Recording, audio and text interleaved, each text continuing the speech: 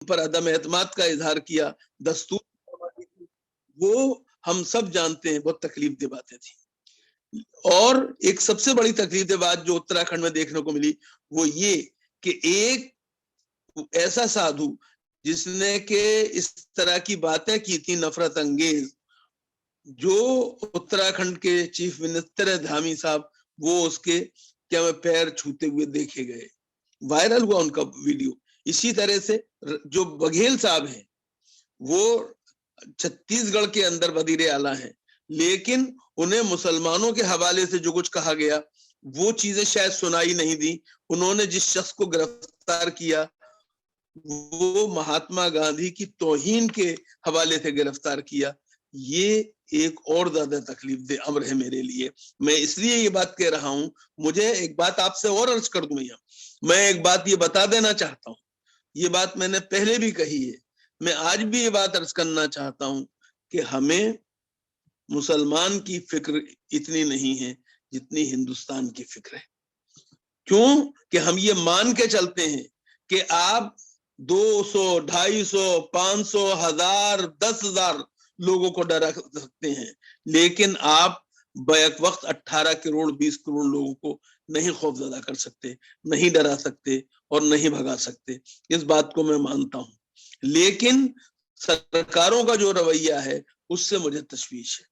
मुझे इस बात पे और ज्यादा तशवीश है कि हमारे वजीर आजम और जो मरकजी हुकूमत है उसने इस सिलसिले में बिल्कुल खामोशी एक तरह साध ली, और वो वजीर आजम जो छोटी छोटी बातों पर अपना रद्द अमल जाहिर करते हैं उन्होंने इस तरफ तवज्जो नहीं। लेकिन इन तमाम तकलीफ दे, शर्मनाक और फिक्रमंदी की बातों के अलावा जो सबसे अहम बात है वो ये कि इस मुल्क के एक साबिक आर्मी चीफ जनरल शर्मा हो या उनके दूसरे साथियों फौज के, या वकीलों की एक बड़ी तादाद हो, या फिर जो सिविल सोसाइटी के लोग हों, या वकला हों, या फिर IIM के तलबा और असतिज़ा हों, उन्होंने जिस तरह से इन चीजों की मजम्मत की, सरकारों की तरफ तवज्जो दिलाई, खास तौर से इसको अपनी तशवीश का मौजू बनाया, वो हमारे लिए बड़ी अहम बात है। मैं मुबारकबाद देता हूं और शुक्रिया अदा करता हूं कपिल सिब्बल साहब का, इंदिरा जयसिंह का, प्रशांत भूषण का, जिन्होंने इस सिलसिले में जरूरी कार्रवाइयां की, सुप्रीम कोर्ट में गए, वो चाहे किसी की तरफ से गए, मैं उसकी बात नहीं करता, लेकिन ये एक खुशी की बात है। और इसमें और ज्यादा खुशी की बात यह है कि इससे ये बात पता चलती है कि इस मुल्क का जो हिंदू है उसकी गालिब तरीन अक्सरियत जो है वो आज भी इन चीजों को पसंद नहीं करती है। लेकिन मुझे उस गालिब तरीन अक्सरियत से भी एक बात इंतहाई अदब के साथ कहनी है कि silent majority is no majority. इसलिए हमें खुल के आगे आना होगा। उन्हें मुसलमानों की फिक्र है, वो मुसलमानों की मुखालफत कर रहे हैं। मैं मुल्क की हिमायत में आपकी ताईद चाहता हूं कि आप आगे बढ़ के आए और सब मिलकर इस मुल्क को बचाने की कोशिश करें। हर तरह की परेशानी से, नफरत से, हमें दोनों तरह के लोग क्या मैं पसंद नहीं है, वो जो के बुनियादी तौर पर नफरतों के व्यापारी हैं, और दूसरी तरफ वो भी नहीं जो जख्मों की तिजारत करने की फिक्र में लगे रहते हैं। हमें दोनों से बचना है, लेकिन हमें इस बात के लिए आगे आना होगा। हमारे मुल्क की जमहूरियत का जो कमाल है और उसका एजाज है वो हमें इस मौके पे भी देखने को मिला, और मुसलमानों के हवाले से देखने को मिला कि मुसलमानों ने हरिद्वार से लेके रायपुर तक जो कुछ हुआ, गोविंदपुरी से लेके सोनभद्र तक और सोनभद्र से लेके छत्तीसगढ़ तक जो कुछ हुआ, उस पर जिस सब्र तहम्मुल का, जिस बर्दाश्त का मुजाहिरा किया वो गैर मामूली है। उसकी जितनी सताइश की जाए कम है। और उस तरह से उन्होंने उन शरपसंदों के अजाइम को नाकाम बन गया, उन्हें शेदी जो बुनियादी तौर पे मुसलमानों को मुश्ताइल करके ये समझते थे कि अपना घिनौना खेल खेलने में कामयाब हो जाएंगे। लेकिन जमहूरियत को बचाना है, सेकुलर जमहूरियत को बचाना है। اور معاف کیجیے گا سیکولرزم صرف یہ نہیں ہے کہ جب ہم پہ وقت پڑے تو دوسرے ہمارے ساتھ کھڑے ہو جائیں. جب سیکولرزم کا منطقی تقاضا یہ ہے کہ جب دوسروں پہ وقت پڑے، جب ملک پہ وقت پڑے تو ہم بھی اس کے ساتھ کھڑے ہوں. سیکولرزم کا مقصد یہ بھی نہیں ہے کہ ہندوستان تو سیکولر جمہوریت رہے لیکن ہم نہیں. ایسا نہیں ہو سکتا. ہمیں اس بات کا خیال رکھنا چاہیے. اس لیے ضروری ہے، اس بات کی ضرورت ہے اس بات کی کہ ہم ایک دفعہ پھر اپنے برادران وطن سے ایک نئے ڈائیلاگ کا آغاز کریں. یاد کیجئے، یاد رکھیے، ہم جس زمانے میں جی رہے ہیں نہ یہ زمانہ کا ہے، مناظرے کا ہے، بلکہ مکالمے کا ہے. اور ہمیں ہندوستان کی غالب ترین اکثریت کو اپنے ساتھ لینا ہے اور یہ بتانا ہے کہ ہم اس ملک کے ساتھ ہیں. یہ ملک ہمارا ہے. جو کچھ اس ملک کے مفاد میں ہے، جو کچھ ہندوستان کے مفاد میں ہے، وہ مسلمان کے مفاد میں بھی ہے. ہم یہ بات پورے ملک کو بتانا چاہتے ہیں اور ہمیں بتانا چاہیے. ان غلط فہمیوں کا ازالہ ہونا چاہیے جو کہ پیدا کر دی گئی ہیں. فکر ان کی مت کیجئے جو کہ بنیادی طور پہ دوسری طرف جا چکے ہیں، نفرتوں کے کاروبار میں لگے ہوئے ہیں.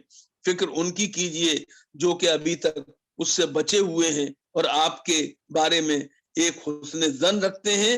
اور حسن ظن اگر نہیں بھی رکھتے ہیں تو بہرحال ابھی تک وہ نفرتوں کے گھیروں میں نہیں آئے ہیں آپ کے خلاف. آپ ان کے ساتھ بات کیجئے.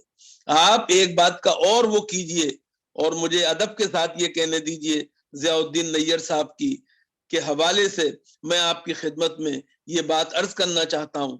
رام پنیانی صاحب یہ موجود ہیں، ان کے سامنے یہ بات کہنا چاہتا ہوں.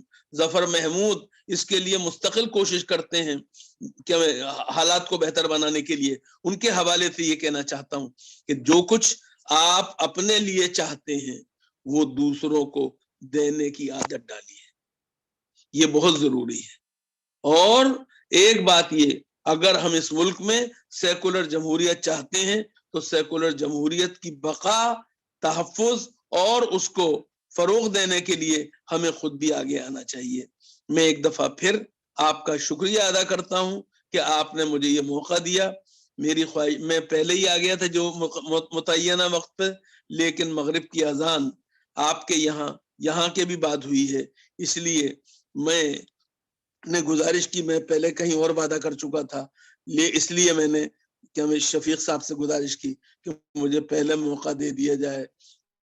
میں کوشش کروں گا کہ رام پنیانی صاحب، ظفر محمود صاحب اور ضیاء الدین نیّر صاحب جیسے لوگوں کو ایک دفعہ ضرور سنوں، کیونکہ ہم سب جو ہیں وہ بنیادی طور پہ اس بات پر پوری طرح اٹل ہیں کہ ہمارا عقیدہ ہے اقبال کے لفظوں میں کہ شکتی بھی شانتی بھی بھکتوں کے گیت میں ہے، بھکتی دھرتی کے باسیوں کی مکتی پریت میں ہے. ایک بات آخر میں صرف ایک جملے میں کہنا چاہتا ہوں، جب تک اس ملک میں رام پنیانی صاحب جیسے لوگ موجود ہیں آپ مطمئن رہیے. کوئی بھی سنسد کر لے، کوئی بھی کچھ کر لے، ہندوستان کے اندر گڑبڑی پیدا نہیں کر سکتا ہے. انشاءاللہ اللہ نگہبان ہے. ہمیں اس پر یقین رکھنا چاہیے. بہت بہت شکریہ.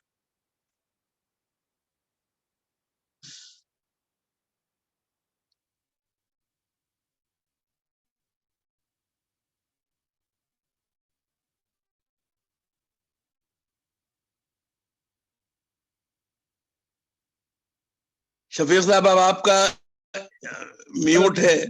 السلام علیکم. ابھی محترم ڈاکٹر پروفیسر اختر الواسع صاحب، پریزیڈنٹ مولانا آزاد یونیورسٹی جے پور انڈیا، ہم اس کو مخاطب کر رہے تھے. میں ان کا مشکور ممنون ہوں کہ انہوں نے ہماری دعوت کو قبول کیا اور وقت سے پہلے وہ آ گئے تھے. انشاءاللہ پھر ان سے ملاقات ہوگی.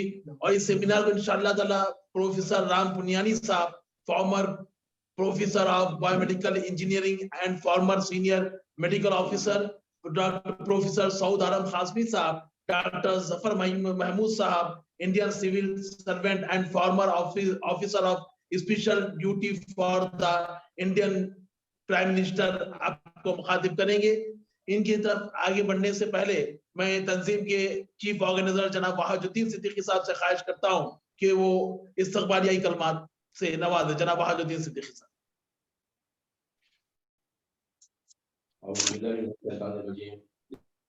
بسم اللہ الرحمن الرحیم. سب سے پہلے سب کی خدمت میں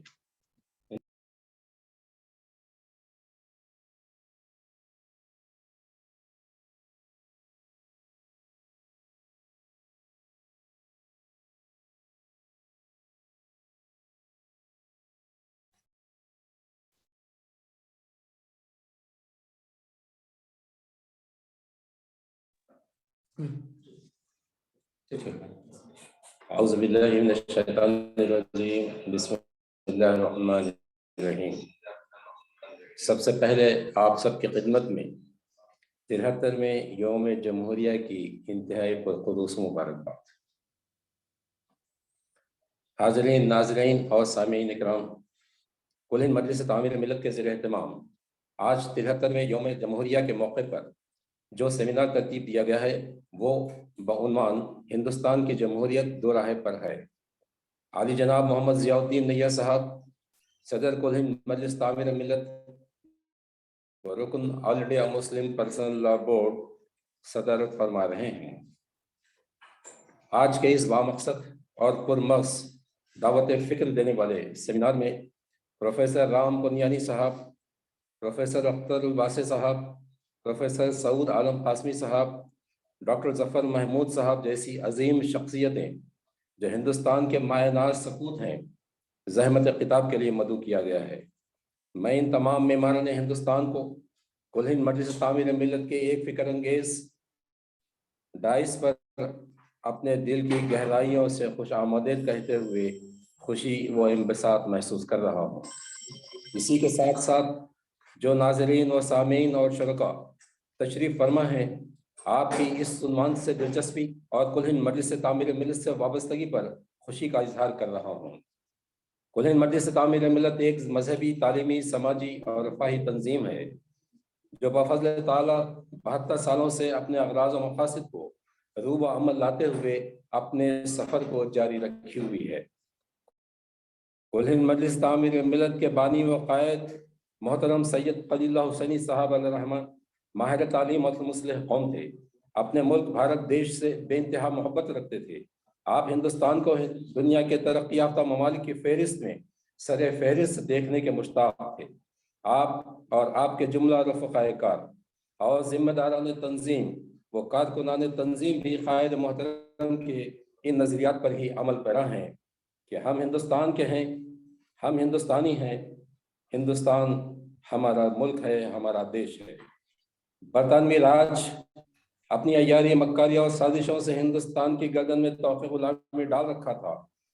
برطانوی بڑی حد تک اپنی اس پالیسی میں کامیاب رہا کہ ہندوستان میں ہندو مسلم اتحاد اور آپسی محبت و بھائی چارگی کو ختم کرنے دو قومی نظریہ پیش کیا اور ہندو مذہب اہل ہنود کو بھی برہمن، ویش، چھتری اور شودر میں تقسیم کرتے ہوئے اونچی اور نیچ ذات میں تقسیم کر کے بتلایا، جبکہ ہر انسان دنیا کے کسی خطے میں رہتا ہو وہ سب برابر ہیں، آپس میں سب بہن بھائی ہیں، نہ کوئی حاکم ہے نہ کوئی محکوم. بہرحال ہندو مسلم اتحاد اپنے ایثار و قربانی اور سرفروشانہ جذبے کے غلامی کے طوق کو 15 اگست سن 47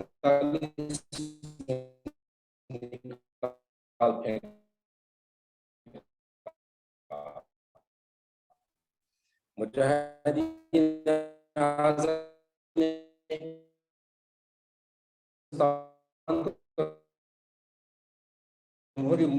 ہندوستان میں جو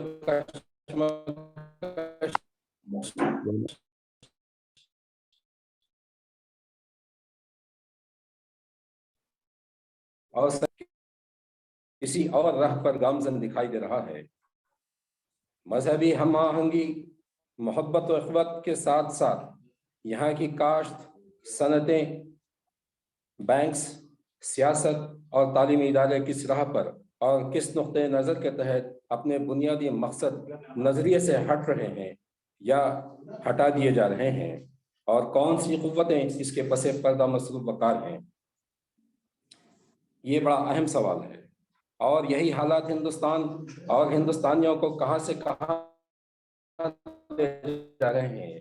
یہی حالات ہمیں اس بات پر مجبور کر رہے ہیں کہ ہم اپنی گزشتہ تہذیب و تمدن، سیاست اور اپنے آباء و اجداد کی آزادی کے لیے سرفروشانہ کردار اور ان کے نظریات اور دستور کا جائزہ لیں، اپنے ملک اور دستور کو بچائیں۔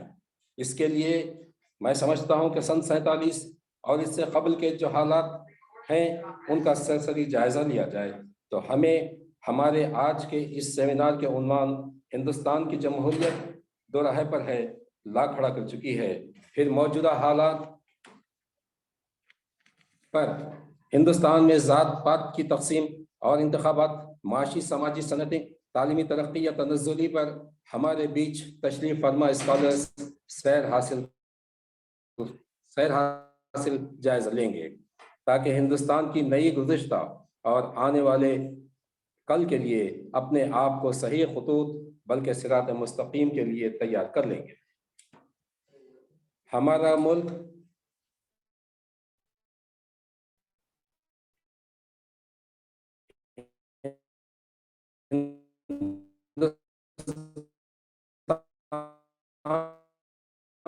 دنیا کا ایک بڑا ملک ہے، مالا مال ہے، جو اپنے عوام میں روشن مستقبل کی طرف بڑھنے کا جذبہ جگاتی ہے۔ برطانوی راج سے آزادی کی جدوجہد کے دوران ہمارے قائدین ملک کے بارے میں ایک عظیم تصور رکھتے تھے۔ یہ جدوجہد صرف انگریزی سامراج سے ملک کو آزاد کرانے کے لیے ہی نہیں ہے، بلکہ وہ ملک کو ایک ایسے راستے پر لے جانا چاہتے تھے جن سے وہ باہمی مفاہمت اور مساوات پر مبنی سماجی ڈھانچے کے ذریعے اور مذاہب کے درمیان ہم آہنگی کے ذریعے دنیا کی دوسری قوموں کے لیے نمونہ ثابت ہو، اور یہ ایسا ملک ہو جہاں انصاف کا دور دورہ رہے۔ ہندوستان ایک کثیر نسل، کثیر لسانی اور کثیر ثقافتی ملک ہے، جہاں کے عوام مختلف عقائد کو ماننے والے ہیں۔ یہ امر اہم اور ضروری تھا اور آج بھی ہے کہ اس کو ایک ایسا ملک بنایا جائے جہاں ایک مقصد کے لیے مختلف نسلوں، مختلف زبانوں اور مختلف تمدنوں سے تعلق رکھنے والے عوام میں باہمی اتحاد کی کیفیت ہو۔ جنوری سن 47 میں جب کہ ملک کی فضا میں بڑا تناؤ تھا اور ملک کے حالات تقسیم کے مطالبے کی وجہ سے بگڑے ہوئے تھے، اور یہ مطالبہ زور پکڑتا جا رہا تھا، اور برطانوی حکمران اس کو آگے بڑھانے کے لیے ایسے انتشار کے ماحول کو اور مزید آگے بڑھانا چاہتے تھے۔ ماحول دستور ساز اسمبلی میں ایک قرارداد مقاصد کے نام سے 1 جنوری سن 47 کو منظور ہوئی۔ اس قرارداد میں شامل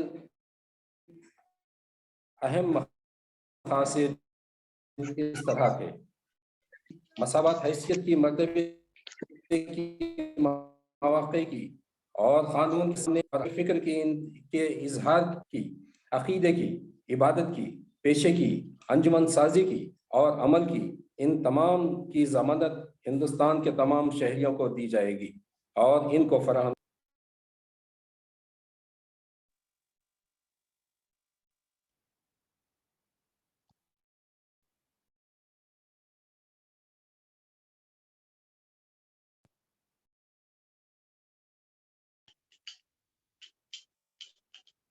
حاصل کرے گا اور انسانیت کے فروغ کے لیے اپنا حصہ ادا کرے گا۔ یہ قرارداد مقاصد دستور ساز اسمبلی میں اس وقت منظور ہوئی جبکہ ہندوستانی عوام کے درمیان تقسیم کے مطالبے نے نفرت اور حقارت کی فضا پیدا کر دی تھی، اور ہندو اور مسلمانوں کے درمیان بیگانگی کی خلیج وسیع ہو چکی تھی، اور اس پیچیدہ ماحول میں اس قرارداد کا پاس ہونا ایک اہم ترین واقعہ ہے۔ دستور ساز اسمبلی کے ارکان ہمارے دستور کو بنانے والے اور ہندوستان کے جمہوری مزاج کے عوام کی نظر بہت دورست تھی۔ اب انہوں نے دور کے مستقبل میں ایک شاندار ہندوستان کی تصویر دیکھی ان کا یقین تھا کہ شاندار ہندوستان کو ایک سیکولر ملک بننا اور اس حیثیت میں رہنا چاہیے جہاں مملکت کا کوئی مذہب نہ ہو. اس لیے دستور میں خصوصی دفعات رکھی گئیں جن کے ذریعے ضمیر کی آزادی، عقیدے کے رکھنے پر عمل کرنے اور عقیدہ یعنی مذہب کی اشاعت کرنے آزادی اور مذہبی معاملات کو انجام دینے اور ان کا انتظام کرنے کی آزادی اور اقلیتوں کے مفادات کے تحفظ کی ضمانت دی گئی. شیڈول کاسٹ اور شیڈول ٹرائب کے لیے خصوصی مراعات رکھی گئیں. اس بنا پر یہ کہا جا سکتا ہے کہ ہمارا ہندوستان کے عوام سے کہا گیا کہ ایک مقدس عہد ہے کہ مملکت یعنی عاملہ، قانون ساز اور یہ عدلیہ ان اصولوں کی بنا پر ہندوستان کی سماج کی تشکیل کے لیے ہر ممکن کوشش کریں گے. قرارداد مقاصد ہمارے ملک کے سفر میں ایک اہم دستور کے ابتدائیہ میں جو 26 نومبر سن 49 کو منظور ہوا اس طرح تھا: ہم ہندوستان کے عوام عہد مقدس کرتے ہیں کہ ہندوستان کو ایک مقتدر اعلیٰ جمہوری ریپبلک بنائیں گے اور اس کے تمام شہریوں کو یہ چیزیں حاصل ہوں گی. نمبر 1 سماجی اور معاشی اور سیاسی انصاف. نمبر 2 خیال کی آزادی، اظہار کی، عقیدے کی، مذہب کی اور عبادت کی آزادی. نمبر 3 مساوات، حیثیت کی، مواقع کی اور مساوات کو سب کے درمیان فروغ دیا جائے گا. نمبر 4 فرد کے احترام اور قوم کے اتحاد کے تحفظ کے ساتھ بھائی چارگی و اخوت. اس طرح ہمارے دستور میں ملک اور عوام کے سامنے ایک شاندار مقصد رکھا ہے جس کو ہمیں حاصل کرنا ہے. یہ مقصد الفاظ میں ظاہر ہونے کے ساتھ ساتھ دستور میں عوام کو دیے گئے بنیادی حقوق میں بھی پوشیدہ ہے. باب 3 کے تیقنات ابتدائیہ کے ساتھ مل کر اس بات کو یقینی بنا دیتے ہیں کہ کبھی بنیادی حقوق اکثریتی فرقے کے کسی طبقے کے ہاتھ میں کھلونا نہیں بن جائے گا. پھر ایک بار میں اس کو ریپیٹ کروں گا کہ باب 3 کے تیقنات ہیں کہ کبھی بنیادی حقوق اکثریتی فرقے کے کسی طبقے کے ہاتھ میں کھلونا نہیں بن جائیں گے.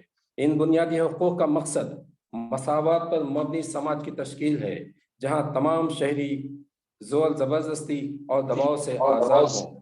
دستور میں ایک نئے حصے کا اضافہ بنیادی فرائض کے عنوان سے سن 1976 میں کیا گیا. یہ اضافہ آرٹیکل 51A ہے. چند بنیادی فرائض میں سے یہ ہیں: 1 دستور کی تابع داری کرنا اور اس میں درج فہرست تصورات کا احترام کرنا. 2 ان اعلیٰ تصورات کو عزیز رکھنا اور ان کی پیروی کرنا کہ ان تصورات نے ملک کی آزادی کی جدوجہد کا جذبہ جگایا تھا. نمبر 3 ہم آہنگی اور ہندوستان کے تمام عوام کے درمیان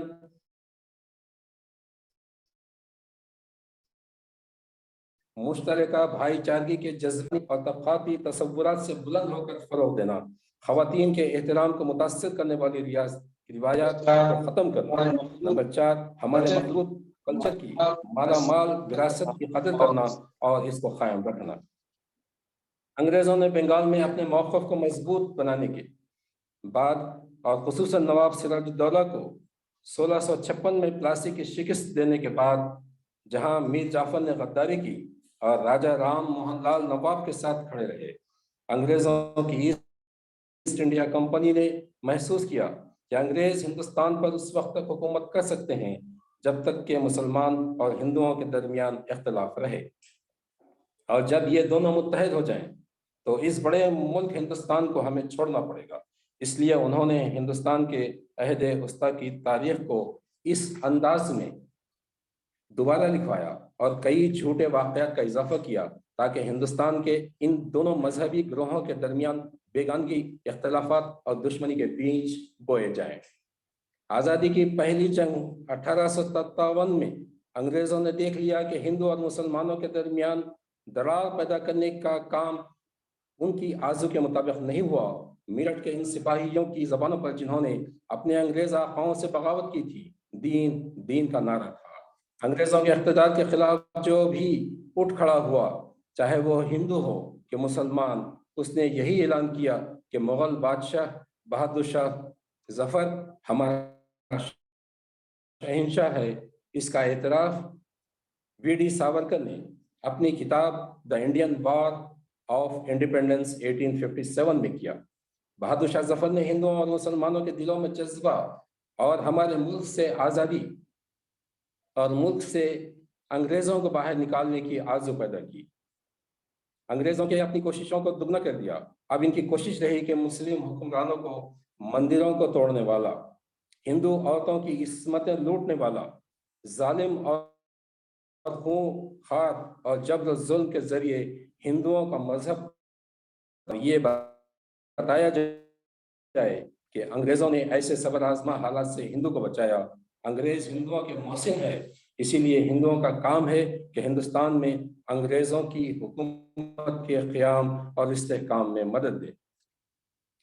इसी पस मंजर में 1838 में चंद्र चट्टोपाध्याय ने एक नावल लिखी और ये नावल थी आनंद मठ, जो बहुत मकबूल हुई और इसके ज़रिए बंगाल के हिंदुओं में मुसलमानों के खिलाफ नफरत के और दुश्मनी के जज्बात को फ़रोग़ दिया गया। महाराष्ट्र में वी.डी. सावरकर की शख्सियत एक मुखालिफ अंग्रेज़ इनकलाबी की हैसियत से पहले उभरती है। उसने किताब लिखी, शाये की, जिसका नाम द इंडियन वॉर ऑफ 1857 है। इस किताब में उसने उन दिनों हिंदुओं और मुसलमानों के दरमियान पाए जाने वाली मफाहमत की तारीफ की और इसको मुल्क की आबादी के लिए ज़रूरी करार दिया।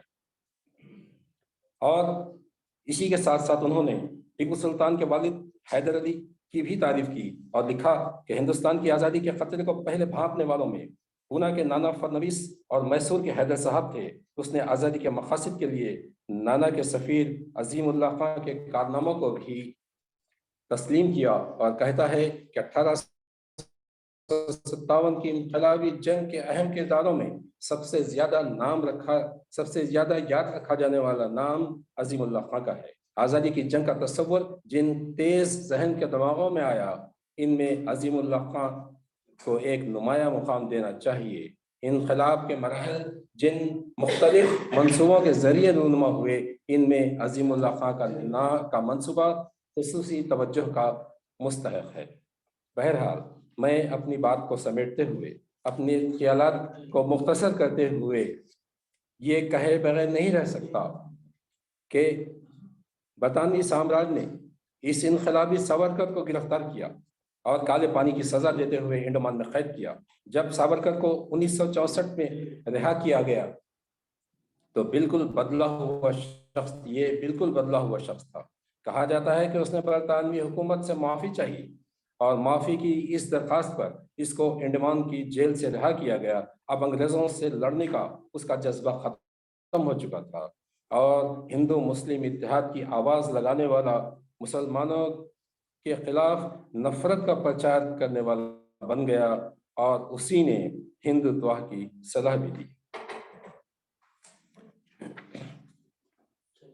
आरएसएस की बुनियाद डॉक्टर केशवराम पेडुकर ने डाली, जो हिंदू महासभा की हिंदुत्व नजरियात पर यकीन रखता था। आरएसएस ने खुद को एक समाजी तहरीक के तौर पर पेश किया।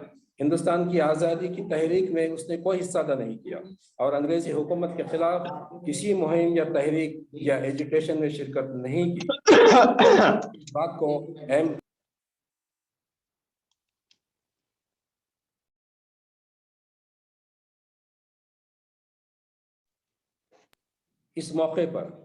इस सेमिनार के मौके के ऊपर अपनी बात को मुख्तसर करते हुए, अपने ख्यालात को समेटते हुए ये कहे बगैर नहीं रहा जा सकता कि आरएसएस का नजरिया और वो तसव्वुरात जिनको हिंदू भाइयों में फैलाती है, हमारे हिंदुस्तान जमहूरिया के मकासद से बिल्कुल मुख्तलिफ और मुतज़ाद है। MS गोलवालकर की किताब वार नेशन ब्लड डिफाइंड आरएसएस को नजरियाती बुनियाद फराहम करती है। इसका मुकाम वही है जो ईसाइयों में बाइबल का है। गोलवालकर लिखता है कि इस किताब में यह मशवरा दिया गया کہ ہندوستانی مسلمانوں اور دیگر اقلیتوں کے مسئلے کا حل اسی طرح کیا جائے جس طرح کے ہٹلر نے جرمنی میں یہودیوں کے مسئلے کو حل کیا تھا۔ سب جانتے ہیں کہ یہودیوں کے ساتھ ہٹلر نے کیا کیا اور گول وال کر لکھتا ہے۔ بہرحال یہ مختصر سے پس منظر میں اپنی بات کو سمیٹتے ہوئے آخر میں یہی بات کہوں گا کہ ہندوستان جیسے عظیم سیکولر ملک میں یہاں کی جمہوریت کو باقی رکھنے کے لیے، یہاں کے سیکولرزم کے کردار کو باقی رکھنے کے لیے، جس طرح سن 47 سے پہلے ہندو مسلم اتحاد تھا، آپس میں بھائی چارگی تھی، ایک دوسرے کے غمخوار تھے، ایک دوسرے کی تہذیب و تمدن کا حصہ تھے، ہم کو وہ پھر سبق یاد کرنا چاہیے اور اسی سبق کو اپنانا ضروری ہے۔ اگر ہم یہ سبق اپناتے ہیں اور یہ اس راہ کو اپناتے ہیں تو یقین جانیے کہ ہندوستان باقی رہے گا۔ میں ہندوستانی عدلیہ کے ارکان، قانونی ماہرین، سوشل ورکرز، سیاست دانوں اور ان سے جو ہمارے ملک میں ذمہ دارانہ مقام پر فائز ہیں اپیل کرتا ہوں کہ وہ اس پر غور کریں۔ کیا ایک تنظیم یا افراد کا وہ گروہ جو ہندوتوا نظریے کو اس بات کی وہ غیر ہندوستانیوں کے خلاف، بالخصوص ہندوستانی مسلمانوں کے خلاف نفرت و عداوت کا زہر پھیلائے اور قتل، آتش زنی اور تباہ کاری کی سازشیں کرے؟ کیا یہ ان کا جو دستور کو برقرار رکھنے، محفوظ رکھنے اور مدافعت کرنے کا حلف لیتے ہیں، اور ان کا جو دستور سے وابستگی اور دستور سے وفاداری کا عہد لیتے ہیں، یہ فرض نہیں ہے کہ اس نظریے اور اس کی تبلیغ کرنے والوں کو لگام لگائیں اور ہندوستانیوں میں ہمارے سیکولر جمہوریت کے مقاصد کو مضبوط بنانے اور قائم رکھنے کا جذبہ پیدا کریں۔ ہندوستان زندہ باد، پائندہ باد۔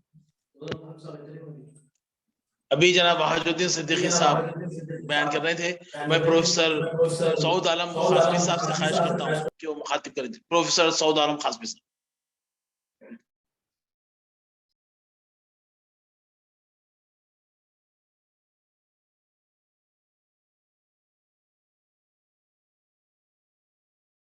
السلام علیکم، کیا میری آواز آ رہی ہے؟ پروفیسر صاحب فون کو انمیوٹ کریے، آواز آپ کی نہیں آ رہی، انمیوٹ کریے نیچے سے۔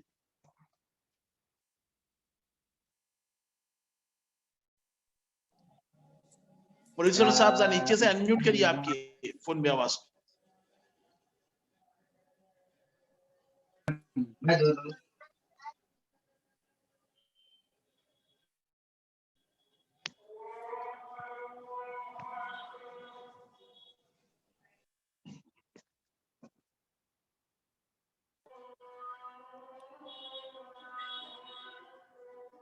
نہیں کرے تم کو ایسے نہیں کر سکتے۔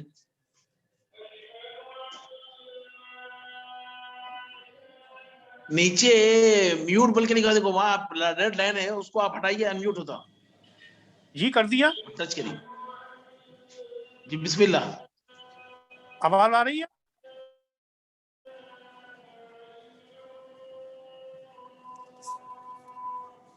آ رہی ہے، آپ سعود صاحب کریں، بولیں سعود صاحب بولیے، آپ کی آواز آ رہی ہے۔ بسم اللہ الرحمن الرحیم وبہ نستعین۔ صدر محترم اور معزز شرکائے سیمینار اور منتظمین پروگرام، اور جہاں تک ہمارے ناظرین اور سامعین ہیں، ان سب کی خدمت میں ہدیہ سلام اور 73ویں جشن جمہوریہ کی دلی مبارکباد۔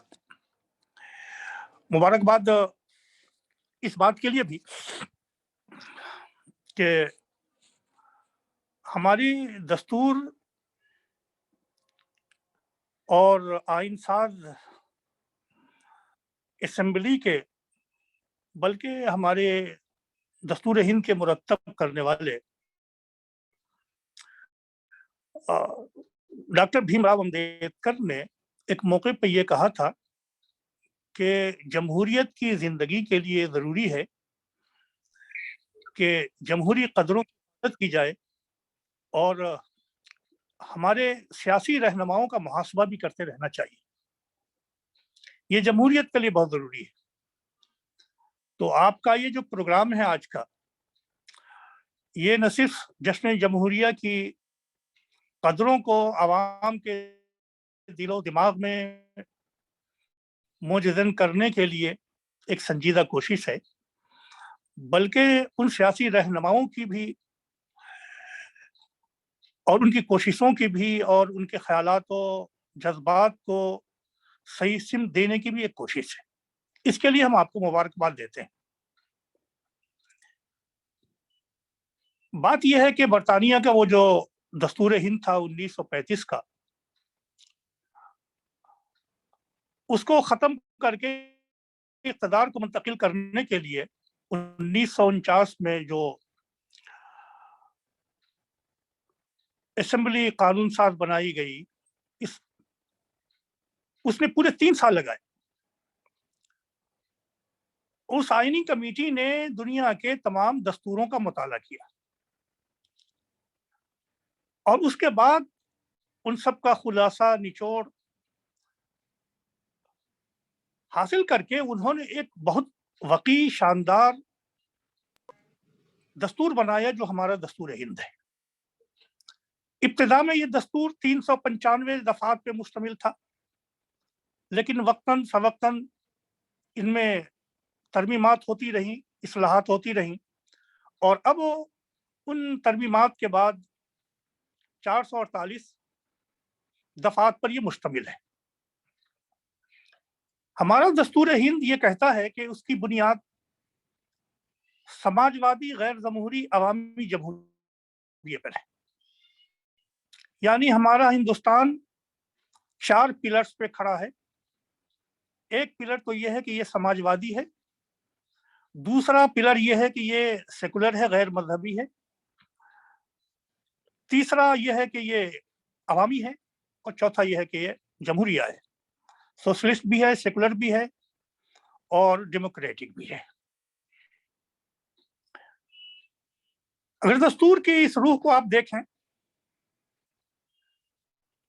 تو ہمیں یہ لگتا ہے کہ ہمارے پرکھوں نے، ہمارے پروجوں نے، ہمارے بزرگوں نے اور ہمارے ان بالغ نظر سیاسی رہنماؤں نے ہندوستان میں کثیر لسانی، کثیر مذہبی اور کثیر تہذیبی قدروں کو دیکھتے ہوئے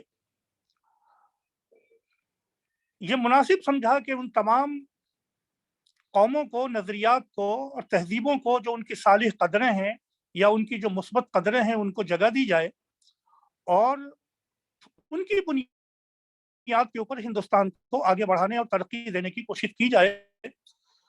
اس کے لیے ان کی جتنی بھی تعریف کی جائے وہ بہت کم ہے. اس زمانے میں یہ موقع تھا کہ ملک کو ایک دوسرا رخ دیا جاتا اور ملک کا ایک طبقہ اس بات کی کوشش کر رہا تھا کہ اس کو سماجوادی غیر مذہبی عوامی جمہوریہ بجانے کے بجائے ایک تنگ نظر مذہبی ریاست بنا دیا جائے. لیکن ہمارے بزرگوں نے اس کو قبول نہیں کیا.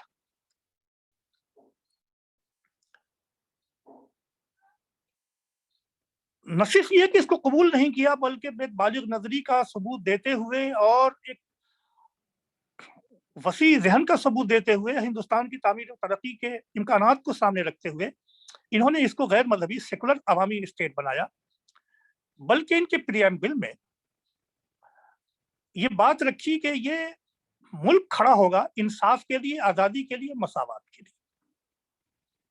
یعنی یہاں کے ہر شہری کو، خواہ وہ کسی کاسٹ کا ہو، کسی ریلیجن کا ہو، کسی ریجن کا ہو، کسی علاقے کا ہو، کسی مذہب کا ہو اور کسی برادری کا ہو اور کسی خطے کا ہو، یکساں انصاف کا موقع اس کو ملے گا. انصاف کے دروازے سب کے لیے یکساں ہوں گے. مذہب کی بنیاد پر اور تہذیب اور علاقے اور رنگ اور نسل کی بنیاد پر ان میں کوئی انصاف حاصل کرنے میں ان کو کوئی नहीं होगी, दिक्कत नहीं होगी, किसी पे जुल्म नहीं किया जाएगा। और दूसरी चीज ये है कि ये मुल्क, ये दस्तूर उनको आज़ादी देता है, आज़ादी फिक्र की, आज़ादी अमल की, आज़ादी अकीदे की, आज़ादी इजहार राय की, आज़ादी अकीदे को इख्तियार करने की और अकीदे को ज़ाहिर करने की। एक बालिग इंसान जो चाहे अकीदा इख्तियार करे, जिस चाहे अकीदे का इजहार करे, जो चाहे जिस अकीदे को दूसरों के सामने पेश करे। और तीसरी चीज ये थी कि किसी भी बुनियाद पर शहरियों के दरमियान कोई डिस्क्रिमिनेशन नहीं होगा, कोई इम्तियाज नहीं होगा। ये हमारा प्रीएम्बल था, जिसकी बुनियाद पर हमारे दस्तूर ने न सिर्फ हिंदुस्तान में इज्जत पाई, बल्कि पूरी दुनिया में दस्तूर हिंद को एहतराम की नजरों से देखा गया। लेकिन आपने जो उन्वान दिया है कि जमहूरियत दोराहे पर, मैं समझता हूं कि कागज में जो लिखा हुआ है वो तो बहुत खुशनुमा है,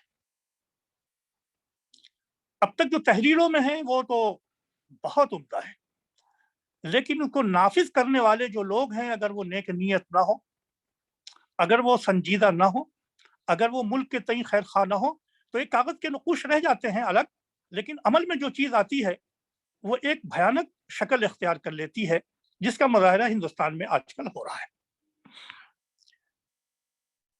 आईन हिंद को नाफिज करने के लिए जिस संजीदगी की, जिस बालिग नजरी की, जिस वसीउल कल्बी की जरूरत है, वो इस वक्त हमें नजर नहीं आती। जिन बुजुर्गों ने इस दस्तूर को बनाया था, उनमें वो पूरी कुव्वत थी, सलाहियत थी, और वसअत नजरी थी, वसअत कल्बी थी, इसलिए उन्होंने इसको बनाया। लेकिन जब हम आज अपनी जिंदगी में, समाजी जिंदगी में और सियासी जिंदगी में और मुल्क की जिंदगी में इसको देखना चाहते हैं, तो हमें मायूसी होती है। इसकी बुनियादी 3 रुकावटें हैं। एक रुकावट तो यह है कि कोई भी जमहूरी निज़ाम बगैर सियासी शऊर के नाफिज नहीं हो सकता। इस मुल्क में आज भी नाखादगी बड़े पैमाने पर पाई जाती है।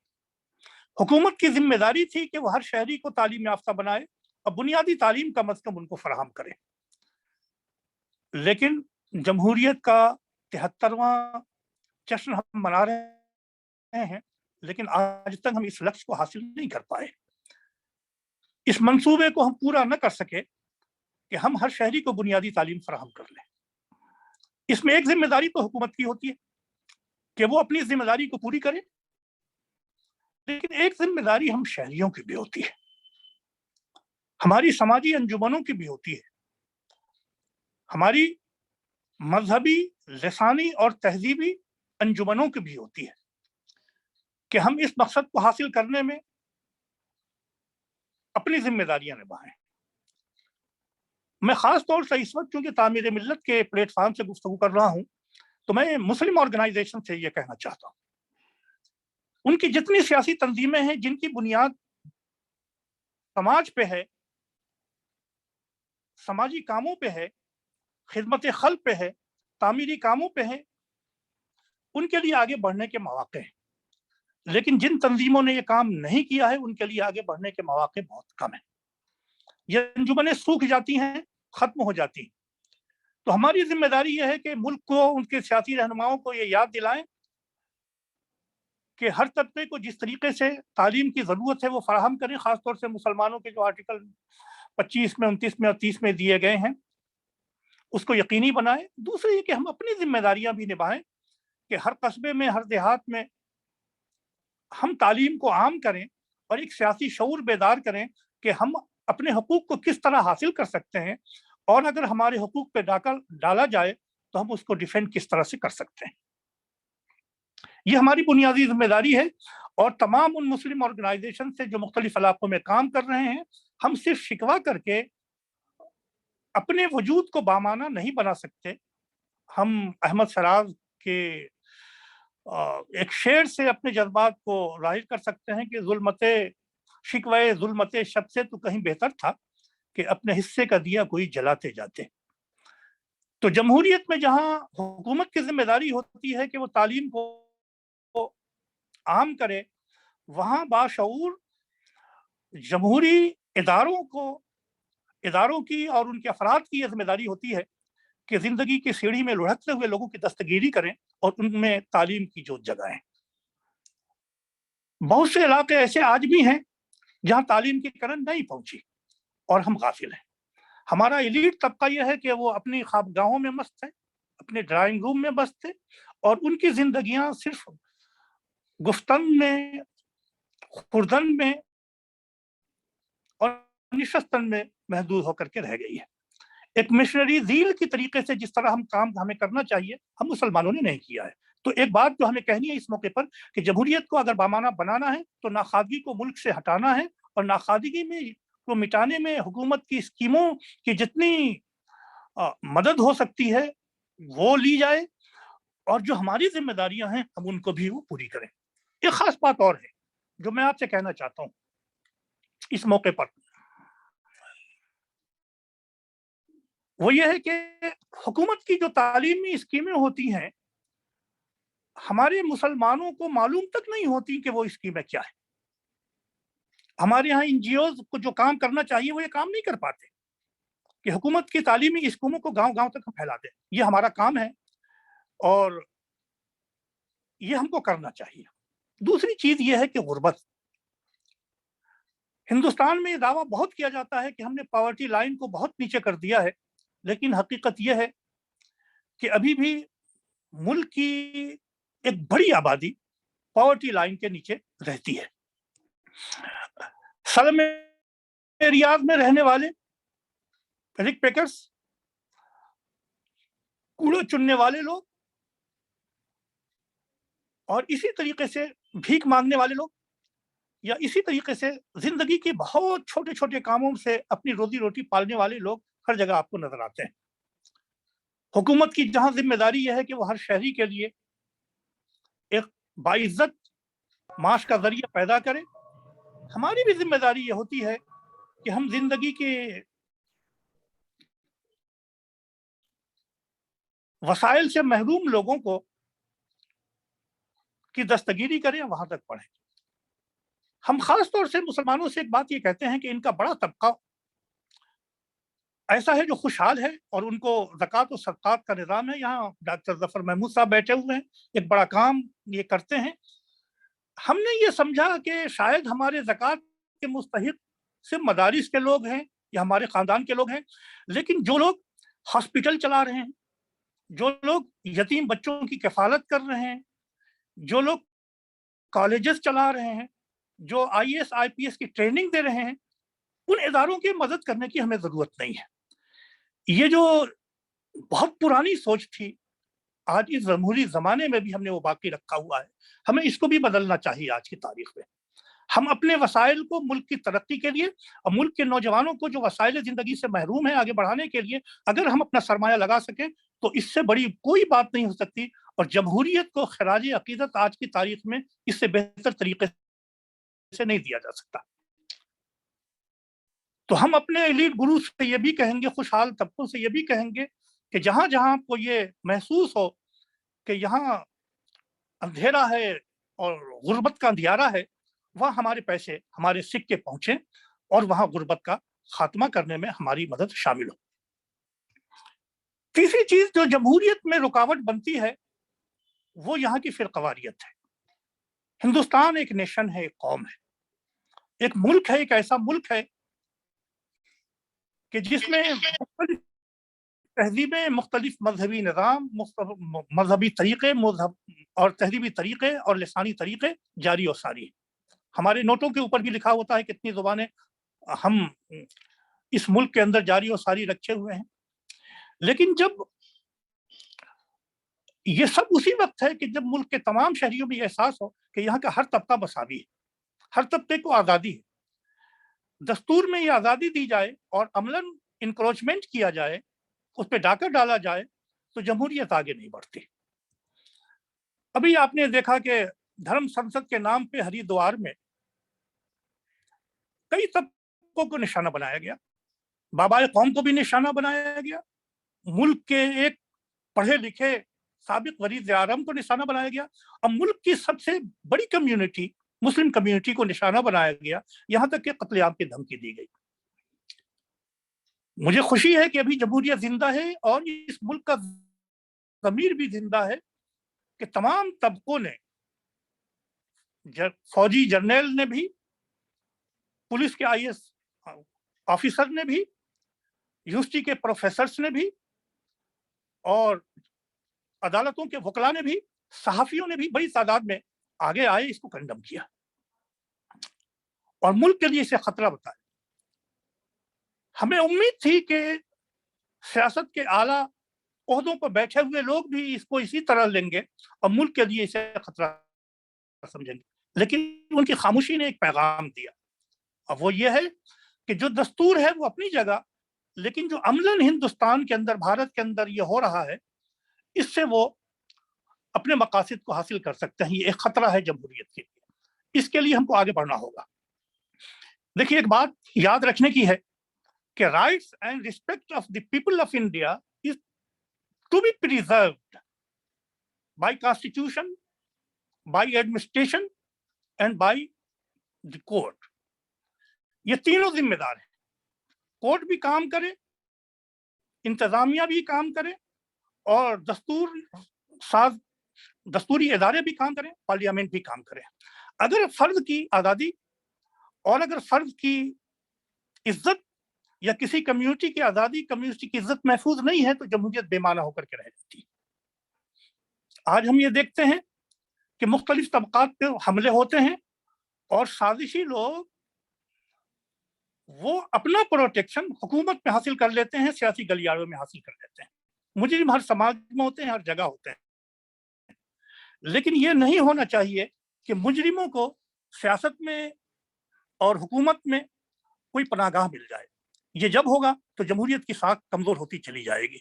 हमारी जिम्मेदारी ये है कि हम अपनी जमहूरियत को, शानदार जमहूरियत को बचाने के लिए अपनी समाजी कदरों को, अपनी सियासी कदरों को और अपने दस्तूर की रूह को बाकी रखने के लिए हम जद्दोजहद करते रहें और साथ साथ उन तबकों पर नजर रखें कि जो चोर दरवाजों से जमहूरियत को खत्म करने के लिए एक जद्दोजहद कर रहे हैं। आज़ादी के वक्त कामयाब इसलिए नहीं हुए कि वो माइनॉरिटी में थे, लेकिन आज वो अक्सरियत के सहारे वो हुकूमत में है। तो हमें एक वाच डॉग की तरीके से और एक चौकीदार की तरीके से हमको ये देखना होगा कि इस जमहूरियत पे डाके कहाँ कहाँ से पड़ रहे हैं। फिर इस जमहूरियत को बचाने के लिए और इस दस्तूर को नाफिजुल अमल रहने के लिए हम आइसोलेट होकर के काम नहीं कर सकते।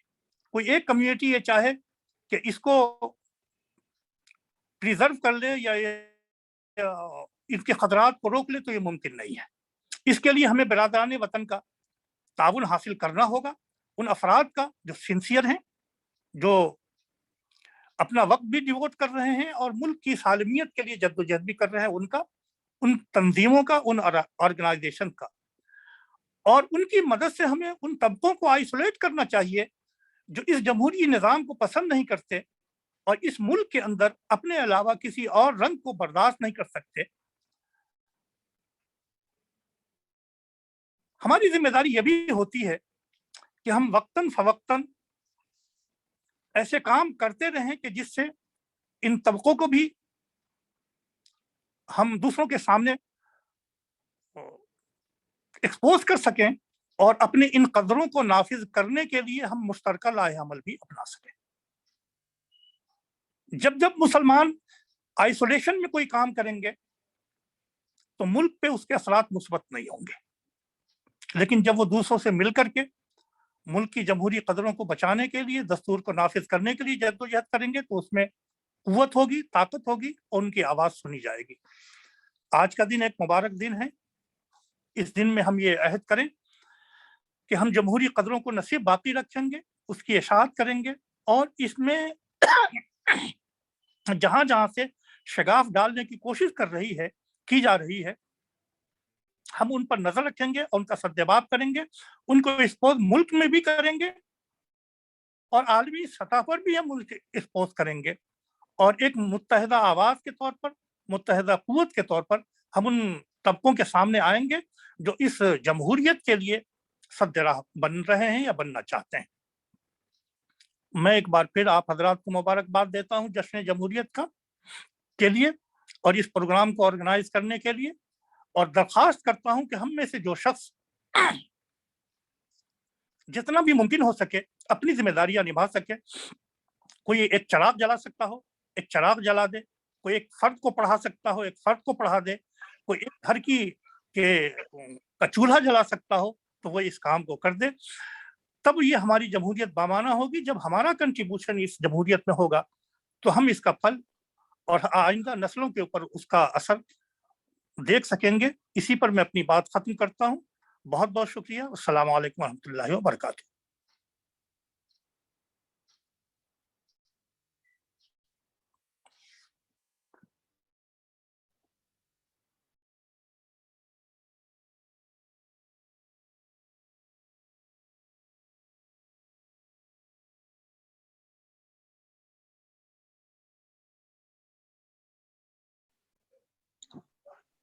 Unmute your mic, please.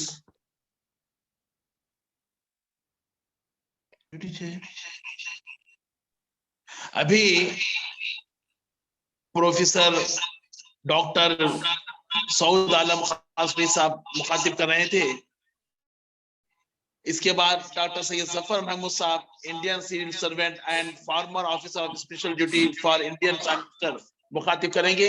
जहां भी जफर महमूद साहब का नाम आता है वहां अल्लामा इकबाल का जिक्र जरूर होता है, तो जफर महमूद साहब की तकरीर में अल्लामा इकबाल के अशार हर जगह से झलकते हैं।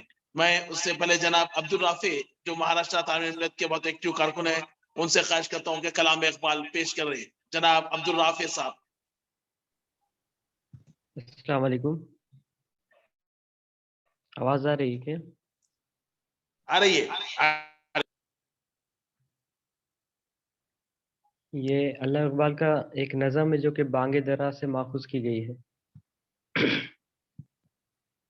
चिश्ती ने जिस ज़मीं में पैगाम हक सुनाया, नानक ने जिस चमन में वहदत का गीत गाया, तातारियों ने जिसको अपना वतन बनाया, जिसने हिजाजियों से दस्ते अरब छुड़ाया, मेरा वतन वही है, मेरा वतन वही है, मेरा वतन वही है, मेरा वतन वही है। यूनानियों को जिसने हैरान कर दिया था, सारे जहां को जिसने इल्म हुनर दिया था, मिट्टी को जिसको हक ने ज़र का सर दिया था, तुर्कों का जिसने दामन हीरों से भर दिया था, मेरा वतन वही है, मेरा वतन वही है, मेरा वतन वही है, मेरा वतन वही है। टूटे थे जो सितारे फारिस की आसमां से, फिर ताब दे के जिसने चमके है कहकशा से, वहदत की लय सुनी थी दुनिया ने जिस मकान से, मीरे अरब को आई ठंडी हवा जहां से, मेरा वतन वही है, मेरा वतन वही है, मेरा वतन वही है, मेरा वतन वही है। बंदे कलीम जिसके बरबत जहां के सीना, नूहे नबी का कर ठहरा जहां सफीना,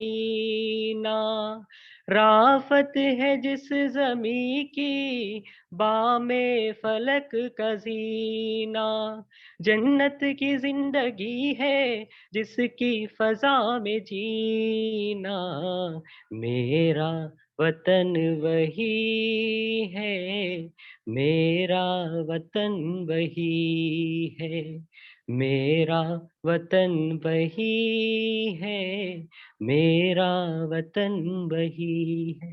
जज़ाकल्लाह।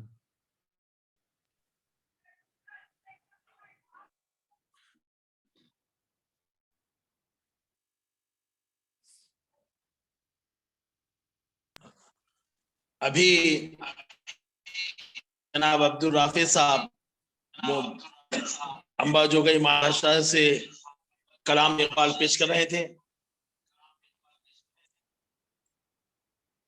अब जनाब जफर महमूद साहब जो Indian civil servant and former officer of special duty for Indian prime minister है और जो सोशल वर्क में भी काफी जाने मानी पहचानी शख्सियत है और जिनकी मेहनतों से अल्हम्दुलिल्लाह पब्लिक सर्विस कमीशन में ज्यादा से ज्यादा मुसलमान बच्चों का दाखिला हुआ है। मैं जनाब जफर महमूद साहब से ख्वाहिश करता हूँ कि वो मुखातिब फरमाएं। जनाब जफर महमूद साहब। उमर शफीक साहब शुक्रिया, लेकिन आपको मैंने अर्ज किया था कि आप मुझे को होस्ट बनाएंगे। होस्ट बनाए, बना दिया सर, हो गया सर। मैं जरा ले लूं अपना।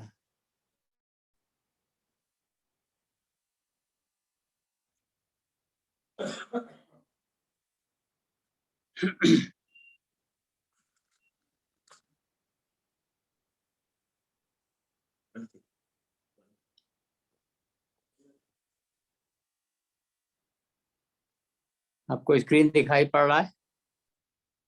दिखाई पड़ रहा सर। अच्छा, हमारी जमहूरियत के 75 साल खदर जी। तो शुरू करता हूँ मैं अल्लाह के नाम से जो बड़ा मेहरबान निहायत रहम करने वाला है। सारी तारीफें अल्लाह ताला के लिए हैं और हम सबको उसी की तरफ लौट के जाना है। आज का ऑल इंडिया मजलिस तामीर मिल्लत का जो प्रोग्राम है हैदराबाद का, तो उसका मैंने सब टाइटल रखा है हमारी जमहूरियत की 75 साल कदर पैमाई, 75 years of appraisal of our democracy. मैं बहुत शुक्रगुजार हूँ डॉक्टर ज़ियाउद्दीन नैयर साहब का, जनाब उमर अहमद शफीक साहब का और बाकी जो लर्नर स्पीकर्स हमारे साथ हैं, इनको सुन लिया और सुनने वाले हैं, और जितने दोस्त अहबाब लोग काबिल तरीन लोग सब जुड़े हुए हैं, बहुत बड़ी तादाद में माशाल्लाह से। जश्न जमहूरिया की बहुत बहुत दिल से मुबारकबाद सबको एक बार फिर से। ख़वातीन और हज़रात, मैं आपको ये अर्ज़ करूं कि अल्लाह ताला ने जो इंसानियत को बनाया है तो उनकी स्कीम कुछ ऐसी है कि उन्होंने नेटवर्किंग कर दी। नेटवर्किंग किस तरह की है? गिरोहों को, समुदायों को उन्होंने जोड़ा है और हर गिरोह और हर समुदाय का ओवर द सेंचुरीज एक एक लीडर जो है वो पैगंबर रसूल रहा है। उनमें से कुछ पैगंबर और रसूलों को किताबें भी दी गई जो कि उन्हीं की अपनी ज़बान में हुआ करती थी, और इन पैगंबरों और रसूलों ने जो अल्लाह का पैगाम था वो इंसानियत तक पहुँचाया वक्तन फ़वक्तन। और यहाँ ये भी याद कर लेने की ज़रूरत है कि बहुत से ऐसे और भी मज़ाहिब हैं जहाँ पर यही बात कही जाती है। मसलन होली वेदास हैं, उसमें कहा गया एकम सत विप्रा बहुधा, there is only one truth, wise men tell it differently. तो उसी कोई चीज़ आपको देखने को मिलेगी, कुछ स्कीम अल्लाह ताला की जो कुरान करीम में है। शुरू होती है हमारी किताब सूरह फातिहा से, ख़त्म होती सूरह नास पे। उस सूरह फातिहा में अल्लाह ताला ने अपने को कहा है रब्बिल आलमीन, और सूरह नास में अपने को कहा है रब्बिन नास, लेकिन रब्बिल मुस्लिमीन कहीं भी नहीं कहा इन दोनों जगहों पर के भाई। यानी कि तो शुरू से आखिर तक तो आलमीन के मतलब हो गया creator and sustainer of the world, तमाम दुनियाओं को पैदा करने वाला और उनको परवान चढ़ाने वाला, और उसी तरह से इंसानों का रब आखिर में आकर के आता है। तो اس سے ہمیں کیا سبق ملتا ہے؟ اس سے ہمیں معلوم ہوتا ہے کہ دنیا میں بین المذاہب ہم آہنگی سے متعلق ایک مختصرہ نامہ بھی ہے ہماری کتاب جو ہمیں ملی ہے. وہ یہی چیز آج کا جو خاص دن ہے جو 26 جنوری کا ہمارا، تو ہمیں یاد کرنے کی ضرورت ہے کہ وہی چیز آپ کو کانسٹیٹیوشن آف انڈیا کے آرٹیکل 51A میں بھی ملے گی، جس کے مطابق ہی کہا گیا ہے کہ ہر شہری کی یہ ڈیوٹی ہے، فنڈامنٹل ڈیوٹی ہے کہ وہ آپس میں بھائی چارہ، پیار محبت پیدا کرنے کی کوشش کرے. کوشش کرنا اس کی ڈیوٹی ہے. اتنا بڑا کانسٹیٹیوشنل مینڈیٹ ہے. یہ تو ایک بیک گراؤنڈ ہوا، یہ ایک تناظر ہوا. لیکن اب ہمیں 75 سال تقریباً ہونے کو آ رہے ہیں، تو ہمیں احتساب بھی کر لینا چاہیے، اپریزل بھی کر لینا چاہیے کہ کہاں تک معاملہ پہنچا. تو اس احتساب کے 2 رخ ہیں میری نظر سے. ایک تو حکومت سے ہمارا کیا رشتہ ہے، اور دوسرا کہ ہمارا ہم سے خود سے کیا رشتہ ہے. ان دونوں پرسپیکٹیوز میں ہمیں اب دیکھنا پڑے گا. تو معلوم یہ ہوا کہ جو شروع کے 67 سال ہیں، 67 ایئرس گزرے، وہ بھی کوئی پھولوں کی سیج نہیں تھی ہمارے لیے. It was not a bad of roses. تو وہ بہت آسانی سے معلوم ہو سکتی ہے بات کہ جسٹس سچر کمیٹی اور جسٹس مشرا کمیشن دونوں کی رپورٹوں میں جو اعداد و شمار دیے ہوئے ہیں، اس سے پوری بات جھلک جاتی ہے کہ ملت کے تئیں سرکاری سرد مہری رہی ہے. گورنمنٹل ایپتھی سرد مہری پورے صدیوں سے کوئی بھی پارٹی رہی ہو پاور میں. اور ان دونوں رپورٹوں کی متعدد اہم سفارشوں کا نفاذ بھی نہیں ہوا. یہ چونکہ میرا خود ہی تعلق تھا، میں آپ کو خود ہی عرض کر سکتا ہوں. جبکہ یہ بات جو ہے وہ مسلم ڈیلیگیشن نے مل کر کے ڈاکٹر منموہن سنگھ سے بھی کہی تھی. 2013 کی بات ہے یہ، جبکہ سچر رپورٹ اور یہ مشرا رپورٹ پیش ہوئے 5-7 سال ہو چکے تھے. تو بعد میں اخبارات میں بھی آیا تھا وغیرہ وغیرہ. اور اس کے بعد جو ہے وہ 2014 کے الیکشن سے پہلے کانگریس کے پریزیڈنٹ نے بھی خاص میٹنگ لی تھی، اس میں بھی سب بات کہی تھی، وعدہ بھی کیا تھا انہوں نے، لیکن کچھ ہوا نہیں. اور اس کے بعد آج سے 8 سال پہلے جو موجودہ وزیر اعظم صاحب ہیں، ان سے بھی مجھے موقع ملا تھا بات کہنے کا، اپنی پوری بات مسلمانوں کی جو، تو وہ ان پریزنٹیشن دیکھا بھی جا سکتا ہے سب طرف. اور انہوں نے اس کے اوپر بڑا اچھا رد عمل بھی دیا تھا، اور بلکہ کچھ باتیں مانی بھی. تو اور اس کے بعد ابھی 3 سال پہلے ناگپور میں ودربھ انٹلیکچوئل فورم میں پھر موقع ملا، جہاں کی ایک مرکزی وزیر نتن گڈکری صاحب کے سامنے بھی ساری باتیں کہ کیا مسائل ہیں مسلمانوں کے اور اس کے کیا حل ہیں وغیرہ وغیرہ، یہ سب ان کے سامنے پورا پیش کیا گیا تھا بہت تفصیل سے. اور انہوں نے بھی کہا تھا کہ ہاں میں جا کر کے پارٹی سے بھی کہوں گا اور سب سے کہوں گا اور حکومت کو بھی کہوں گا. ان کو میں نے یہ کہا تھا کہ یہ چراغ جیسے لمحے کہیں رائے گا نہ جائیں، کوئی خواب دیکھ ڈالو، کوئی انقلاب لاؤ، یہی شعر پڑھ کر کے میں نے ان کو سنایا تھا. تو وہ جواب تو ان کا اس وقت بہت اچھا تھا. لیکن جو میں آپ کو عرض کر رہا ہوں وہ یہ ہے کہ ہماری یہ ڈیوٹی ہے کہ ہم اپنی بات کہے جائیں، اپنی بات کہتے جانا. یہ بات بھی بڑی ضروری ہے جس کا کہ کمپیریٹیولی کچھ فقدان دکھتا ہے. میں نے یہ سب اپنے پریزنٹیشنز میں یہ بات کہی کہ مسلمز جو ہیں دے آر ڈومیننٹ مائنورٹی، ایک اہم اقلیت ہے، پرمکھ السنکھیک ورگ ہیں، اور 18 کروڑ سے زیادہ کی آبادی ہے اکارڈنگ ٹو سینسس 2011. اور یہ بھی یاد کرنے کی ضرورت ہے کہ دنیا بھر میں 56 مسلم ممالک ہیں اور 20 ایسے ممالک ہیں جہاں مسلمز انڈیا کی طرح ڈومیننٹ مائنورٹی ہیں. لیکن یہ کہ یہ جو بینڈ ویگن چل رہی ہے، اس کو اگر ہم دیکھیں 74.5 سال ہو گئے بینڈ ویگن کو، تو اس کو اگر ہم یہ دیکھیں کہ آزادی کے بعد سے میں نے جوڑا ہے، تو ایک خوشائند پرسپیکٹیو نکل کے آتا ہے. یعنی کہ کوئی بھی پارٹی، کوئی بھی کوalition پاور میں رہا ہو، لیکن ہماری ساورنٹی، انٹرنل پیس اور ملٹی فیسیٹڈ ڈیولپمنٹ اور دنیا میں ہندوستان کا مقام، یہ سب ان سب اسکورس کے اوپر ہندوستان ہمارا ملک مضبوطی سے آگے بڑھتا رہا ہے. اس میں کوئی دقت والی بات نہیں ہے. It's the beauty of the Indian polity. لیکن میں نے جو جن لوگوں سے خطاب کیا ابھی میں نے آپ سے ذکر کیا ہے، ان سے میں نے یہ بھی بات کہی کہ یہ جو ہم کھوئے کھوئے رہتے ہیں اس میں کچھ دخل ہے تمہارا بھی.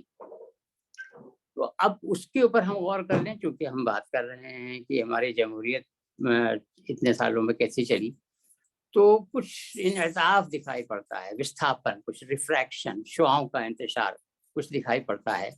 اور اس کی خالی ایک ہی مثال لے لی جائے، وہ تو ظاہر ہے کسی سے چھپی ہے ہی نہیں، سب لوگ پورا ملک جانتا ہے کہ 78 کا منسٹرز ہیں سینٹرل گورنمنٹ میں، لیکن اس میں سے ایک ہی مسلمان ہے، جبکہ آبادی کے حساب سے 12 ہونے چاہیے. تو کہیں کچھ چیز مسنگ ہے جو کہ کنیکٹیوٹی اسٹیبلش نہیں ہو پا رہی ہے.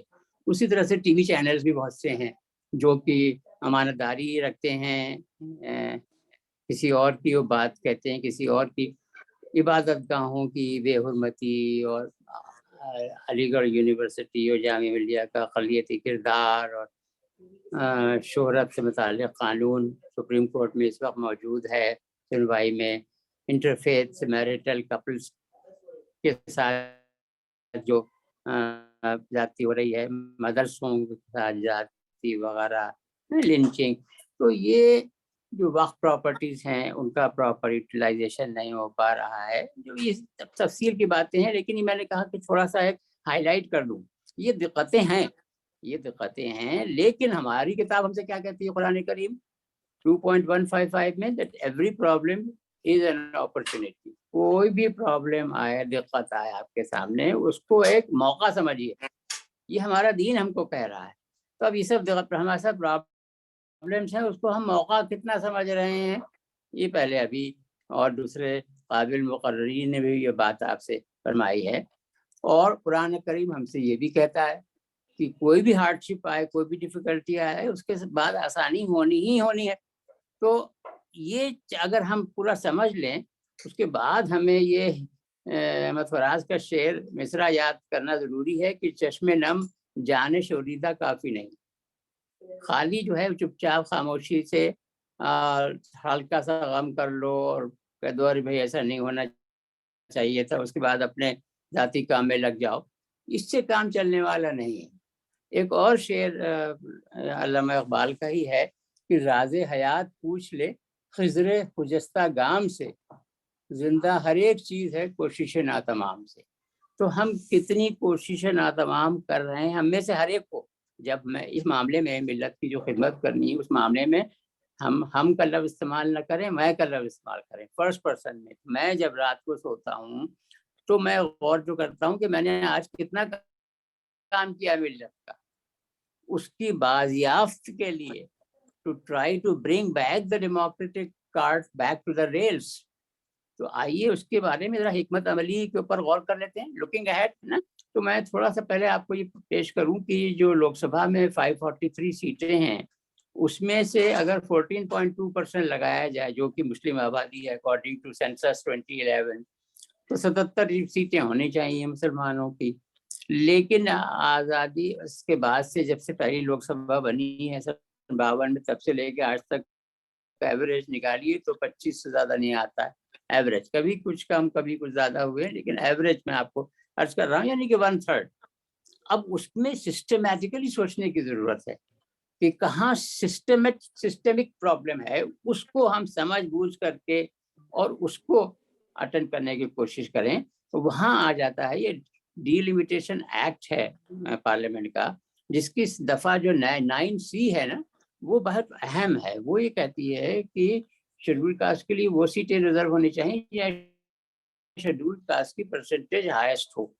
لیکن وہ ہوتا نہیں ہے، وہ ہونا چاہیے لیکن نہیں ہو رہا ہے. تو اگر نہیں ہو رہا ہے تو ہم آپ اس کے اندر کتنی کوشش کر رہے ہیں، یہ بڑا اہم ہے. یا ہم کوئی کوشش نہیں کر رہے ہیں، چپ چاپ بیٹھے ہیں، چشم نم جانے شوریدہ کافی نہیں ہے نا. یہ ہمیں دیکھنا ہے کہ جو ایکچوئل پرابلمس ہیں اس کو سمجھ کر کے اور اس کو اٹینڈ کرنے کی ہم کوشش کر رہے ہیں یا نہیں کر رہے ہیں. اس کی وجہ سے نقصانات ہو رہے ہیں ایکچولی. تو الیکٹورل کانسٹیچوئنسیز اور میونسپل وارڈس، ان دونوں کا جو ڈی لمیٹیشن ہے وہ فالٹی ہے. یہ میں آپ کو عرض کر رہا ہوں کیونکہ یہ کام ہم لوگ 10 سال سے کر رہے ہیں، سمجھ رہے ہیں. तरह जगह जगह इंटरवेंशन भी किया है और हर जगह कामयाबी मिली। यानी कि जो अफसरान हैं, जो कोर्ट्स हैं, वो आपकी मदद करने के लिए तैयार बैठे हैं, लेकिन हम तो मायल व करम हैं, कोई साइल ही नहीं। तो हमें और आपको जो है मैं ज़मीनी सतह की कोशिश तो करनी पड़ेगी। That is what I have to say कि मैंने अपने जो जिन लोगों को खिताब किया पर मैंने आपको बताया, उनसे मैंने ये भी कहा कि जब हम ही न महके फिर साहब तुम बाद सबा कहलाओ तो क्या। यानी कि हमारे साथ अगर जाती हो रही उसके लिए हम खुद जिम्मेदार भी हैं काफ़ी हद तक, लेकिन ये कि मैंने आपको शुरू में अर्ज किया था कि दो रुख है उसके, हुकूमत की जिम्मेदारी और हमारी खुद की जिम्मेदारी। तो क्या हम मुतमईन हैं कि हमारी खुद की जो जिम्मेदारी है वो हम पूरी करते रहते हैं? इसी ज़िम्न में मैं आपको एक directive principles of state policy हैं, उसके भी सिलसिले में मैं आपको, जैसे बड़ा जोर है कि यूनिफॉर्म सिविल कोड के ऊपर है ना, लेकिन ये कि जो जोर नहीं है वो directive principle of state policy का है, the economic system should not result in concentration of wealth. यानी कि ये न हो कि मुल्क की दौलत जो है वो चंद हाथों में सिमट के रह जाए, ये ऐसा नहीं होना चाहिए। ये आर्टिकल है कॉन्स्टिट्यूशन का, वो भी डायरेक्टिव प्रिंसिपल में भी है और ये भी डायरेक्टिव प्रिंसिपल में, जिसकी कोई बात नहीं हो रही है। लेकिन हम और आप कितनी उसके ऊपर तवज्जो कर रहे हैं, कितना हम हुकूमत की तवज्जो दिलाने की कोशिश करते हैं, कितना हम मेंबरान पार्लियामेंट से कहते हैं कि इसके ऊपर काम नहीं हो रहा है। तो एक्चुअली ये मैं आपको थोड़ा सा चार्ट ये दिखा रहा हूँ कि जब वो आया था यूनिफॉर्म सिविल कोड वाला, तो वो ये सब हमने चार्ट वार्ट बना करके वो पेश किया था, तो उसके बाद वो मामला थम गया था। लेकिन ये कि चैलेंजेस हैं लाइफ में आते हैं, लेकिन उसको समझदारी और अक्लमंदी के साथ हम में से हर एक को समझ करके, और जहाँ मोस्ट इम्पॉर्टेंट, जहाँ सबसे ज़्यादा असर पड़ रहा हो, उन मुद्दों को लेकर के उस पर कोशिश करके उसको तब्दील करवाने की कोशिश करनी चाहिए। उसी तरह से जैसे ये जो वक्फ के सिलसिले में एक बहुत बड़ा रिकमेंडेशन था सेंट्रल कमेटी का, जो कि एक्सेप्ट नहीं हुआ। वो एक क्लैरिकल एरर की वजह से नहीं हुआ, क्योंकि वो हमने राइट टू इंफॉर्मेशन एक्ट में से मालूमात कर ली, लेकिन हम और आप उसके ऊपर कुछ कर नहीं रहे। हमने तो कोशिश की, लेकिन ये कि एक हद तक पहुंचे, ज्यादातर लोगों को जुड़ना पड़ेगा उसके अंदर, तभी ये देखिए आप यानी कि हमने तो ये मोदी साहब के सामने भी पेश की थी बात, अखबारात में भी आया था। लेकिन ये कि जब मिल्लत खामोश बैठी हुई है तो फिर तो जाहिर है, आजकल तो आप जानते हैं जो शोर बचा करके अपने बात काम करवा ले वो करवा ले, पूरी दुनिया का ही रिवाज है। लेकिन हम कितना सिस्टमेटिकली स्टडी करके शोर मचा रहे हैं। तो इसलिए अल्लामा इकबाल का एक छोटी बहर का शेर है, उसको हम आप याद कर लें तो अच्छा है कि दिले बीना भी कर खुदा से तलब, आंख का नूर दिल का नूर नहीं। यानी कि दिल जो है ना, वो रूह का जो मस्कन है वो दिल होता है, वो देखता है। ये कुरान भी कहता है और ये मेडिकल साइंस भी यही कहती है। तो दिल और दिमाग को हम जोड़ करके रखें अगर मिल्लत की फलाह और बहबूद के लिए, तब फिर फायदा है। इस तरह की अगर हम, तब फिर हम अपने को असेस कर सकते हैं इस तरह के प्रोग्रामों में कि कितना काम हुआ कितना नहीं हुआ। बहुत सी ऐसी स्कीमें हैं जो कि सेंट्रल कमेटी ने रिकमेंड कर दी, गवर्नमेंट ने मान ली, लेकिन हुई इस वजह से नहीं कि हमने और आपने उसके ऊपर तवज्जो नहीं दी। शेड्यूल कास्ट की तारीफ है आर्टिकल 341 में, उसके ऊपर भी कुछ 2-4 लोगों ने जो है जाकर के कोर्ट का दरवाजा खटखटाया, लेकिन ये कि वहाँ कोर्ट में नहीं सुनवाई हो रही, ठीक है, हम खामोशी से बैठे हुए, हम ज्यादातर वक्त अपना लगा रहे हैं अपने बीवी बच्चों को पालने में, वो भी बड़ा इंपॉर्टेंट चीज है। लेकिन ये कि एक गिवन हिस्सा जो है हमारे वक्त का, हमारे मिल्लत के ऊपर भी लगना बड़ा जरूरी। ये बहुत कुछ मैंने आपको बताए हैं। बहुत अच्छे रिकमेंडेशंस कमिटीज ने दे रखे हैं जो कि गवर्नमेंट ने मान रखे हैं, कैबिनेट का उसके ऊपर अप्रूवल है। The only thing is that we have to be after them, और वो हम काम करवा सकते हैं। ऐसी कोई खास चीज बहुत मुश्किल वाली बात है नहीं, लेकिन उसमें हम समझ बूझ के ये काम नहीं कर रहे। जबकि अल्लाह ताला फरमा रहे हैं तो नफ्सी वमा सवाहा फअल्हमाहा फुजूरहा व तक़वाहा क़द अफ़लहा मन ज़क्काहा व क़द ख़ाब मन दस्साहा।